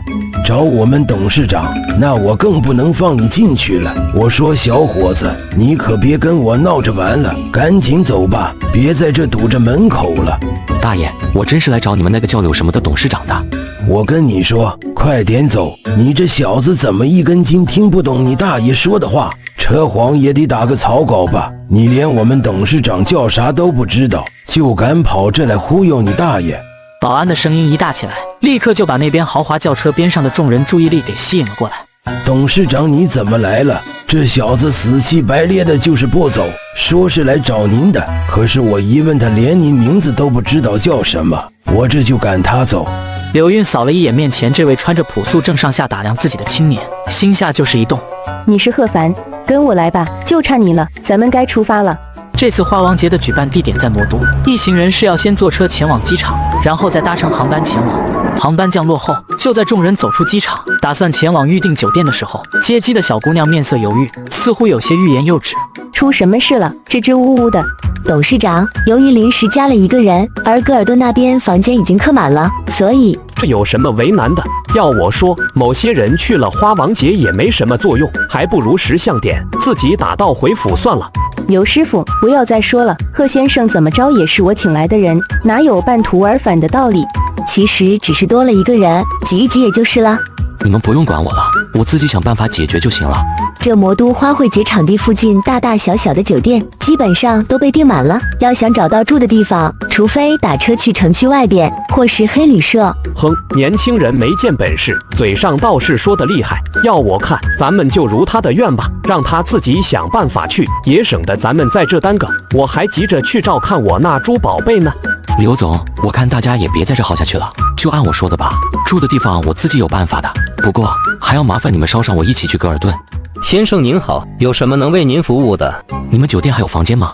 不好意思，先生，由于花王节的举办，我们酒店的房间已全部被客人预定了，没有剩余的房间了。你看看这张卡有用吗？这张卡是林国给的，就是贺凡获得格尔顿酒店3%股份后给的，说是什么内部董事卡。您是我们集团内部贵宾，当然可以。咱们酒店还有一间预留的套房，希望您能满意。明天早上8点就是花王节开幕的时间。好，我会准时到的。第二日清晨一早，几人就一起前往这次花王节的举办地。此时，阳城柳氏鲜花集团的送展览鲜花已经摆放在展位上了。这展位也太偏僻了些吧？没办法，我们柳氏鲜花集团在阳城虽然是行业独角兽般的存在，但放眼全国，甚至只在江省内都根本排不上名号。这次花王节邀请函都是我花大价钱买来的，所以这展位自然是要寒酸了些。偏僻些就偏僻些吧，反正对我来说，在哪都是没差。柳运几人刚到不久，就吸引了周边不少的视线。这小娘们不错啊，要是能弄到手，那绝对是天大的享受。我说你老李是泡学生泡傻了吧？没看见这小娘皮也是来参加花王节的，大小也是个企业代表，就你出手那么抠，人家能看得上？一个年轻小娘皮能有什么本事啊？估计不就是花钱买的邀请函。我看这花王节也越来越堕落了。不过这小娘们还真是够骚的，能搞上手，少1000万销售我都认了。不得不说，柳运这种优物不管走到哪都是众人的焦点。眼看着展台前面寥寥无几的参观民众，大部分还是被他本人给吸引过来的。柳运心下也是着急。看来阳城柳氏鲜花集团在全国范围内的名气实在是小了点，还是得靠花王大赛夺得名次来打开全国市场。就在柳运思虑的时候，不远处有一群人朝着柳运走了过来。哎呀，刘总好久不见啊！没想到在这能见到你，只是这花王节好像不是你们这种小公司能。赵天龙，你不要太过分了，之前我们的恩怨还没算清楚呢。哎呀，刘总你不要这么大的火气嘛，不就是吞掉了你在天海省的生意吗？你说你要进军天海省市场，也没跟我打招呼嘛，我吞掉你的生意也没跟你打招呼，咱们这就算扯平了。可要是没什么事的话，就离我们公司的展位远一点，这里不欢迎你。听说你花了大价钱进这花王节，准备了一株珍品来参赛吗？巧了，我也准备了一株好东西，我这不是专门来瞧瞧吗？要是你的那株珍品比我的好，那我就不去花王大赛上丢人现眼了。怎么，刘总不会拒绝我吧？这他娘的，是来挑衅的啊！有好戏看了。可比比就比比，你直说吧，打的什么主意？要是我输了，之前我吞掉你的天海省的生意，双手奉还。不过要是你输了嘛，我也不要许多，只要刘总陪我共进一顿晚餐就行了，咋样？好，就按你说的。小凉皮，跟我斗，你还嫩着呢，到时候可别怪爷我辣手摧花了。柳运朝刘师傅点头示意了一下，刘师傅随即揭开了鲜花上的黑布，懂行的一眼就能看出来，这竟是一株嫁接的双色玫瑰。没想到在这么一个不知名的鲜花公司展位上，都能见到这么一株人间奇怪品，也算不虚此行了。此花名为冰火双子，乃老朽的拙作，让大家见笑了。这小凉皮倒有点手段，还真被他培育成功了。不过想要赢过我，还是太自不量力了。赵天龙示意了一下身后一位员工，这人就转身离去了。就在大家不明白赵天龙葫芦里卖什么药的时候，那名员工回来了。赵天龙带来的是一株长着3种不同颜色花苞的藤本月季。柳运俏脸当即一下子变得惨白无比，明显冰火双子要多出了一色，孰优孰劣一眼可知。哈哈，怎么样？你的冰火双子遇上本大少的3阳开泰，是不是差远了？我耗费大量财力物力，全力支持刘师傅培育这嫁接玫瑰，又花了大价钱买了花王节的参展名额，志在花王大赛夺冠，难道就要落到这样一个结局吗？柳运心情一下子跌落到了谷底，五味陈杂。我说刘总，这大家伙可都看着呢，谁输谁赢还用说吗？可别忘了咱们的赌约。那今晚我就在格尔顿等你了。谁输谁赢还不一定呢，不就是什么一船藤上3色花吗？也算不得什么好东西。刘总，这小子是你们公司的小员工吧？你不会是输不起吧？这位贺凡先生是我们公司请来的花卉专家。一个毛头小子也敢说我这3色藤本月季一般般？既然你也是花艺师，那就拿出作品来瞧瞧，让我看看你到底有什么本事。那是自然，既然你这是藤本月季，巧了，在下也有一株藤本月季。刘总，去把我的盆栽拿出来吧。贺凡给了柳运一个暗示的眼神，随即走出众人的包围圈。柳运会议连忙跟上。随便找一盆普通藤本月季盆栽过来，然后给我找一间没人的房间，快！既然要用藤本月季争一个高低，拿我带来的那盆7色玫瑰都算欺负你了。贺凡端着一盆普通的藤本月季就进了休息室，直接召唤出一小团凌云来。凌雨飘落，桌上的那盆藤本月季就以肉眼可见的速度开始变异，直到有了5朵不同颜色的花苞。他抱着盆栽回到场间，赵天龙整个人都呆住了。三阳开泰算的啥？说一般般没有假，看看我这五福临门吧。今天真是开了眼界了，本想着双色玫瑰、3色藤本月季就已经够惊艳了，没想到还有5色月季这种奇品。怎么样，赵天龙，这下你可以认输了吧？哼，我就算还给你，难道你还敢再继续插足天海省的鲜花市场不成？说完，便带着手下匆匆离去了。果然是个只靠着父辈的废物，要不是赵家在天海省的鲜花业根深蒂固，一手遮天，你当初能那么轻易的吃掉我的生意？不过现在却不一定了，就算是赵家也拦不住我。刘运把主意打在了贺凡头上，只不过贺凡现在丝毫不知道自己被惦记上了。当晚回到酒店后，穿着浴袍的贺凡还没眯眼，就听见自己房间的门铃响了起来。这时候了，还有谁会来找我？打开房门，俏生生站在贺凡门口的正是柳韵，只不过现在的她并没有穿那套职业套装，而是换上了一套极具风情的装扮。这绝对是一个极其懂得利用自己身体本钱的女人。刘总，你这是？有些事找你，喝一杯。进来吧。等到贺凡拿了2只酒杯回头的时候，柳韵已经在床边坐下了，2条腿交叉在一起，一副动人的场景就出现在眼前。好看吗？酒的颜色真好看，我就看看这什么酒。刘总，咱们还是开门见山吧，有什么事就直说。这深更半夜的，咱们孤男寡女共处一室，是不是有些不方便啊？有什么不方便的？难不成你怕我把你给吃了？我是想和你谈一谈合作的事情，你能培育出那么珍惜的鲜花，而我有销售渠道，你看来个独家合作怎么样？我为什么要和你合作？有渠道有实力的鲜花公司那么多，而我的培育技术可是独一无二的。只要后续不出现问题，我可以在1年内转给你柳氏鲜花公司30%的分红股份。不亏是能创办出阳城最大的鲜花集团，人会忽悠还大胆。如果这个条件你都不动心，那我只能是把你给吃掉了。这可真是个妖精啊！柳韵看着贺凡已经色受魂语的样子，心下就是一阵得意。小滑头，这么大的利益还有美色面前，我不信你不动心。你干什么？你别乱来！我这不是按照你的意思来的吗？你怎么还问我干什么？柳韵都快哭了，她只是想戏弄一下贺凡，但万万没想到贺凡是会人路子野。别看他平时以妖精形象出现，可内心依旧保守得很。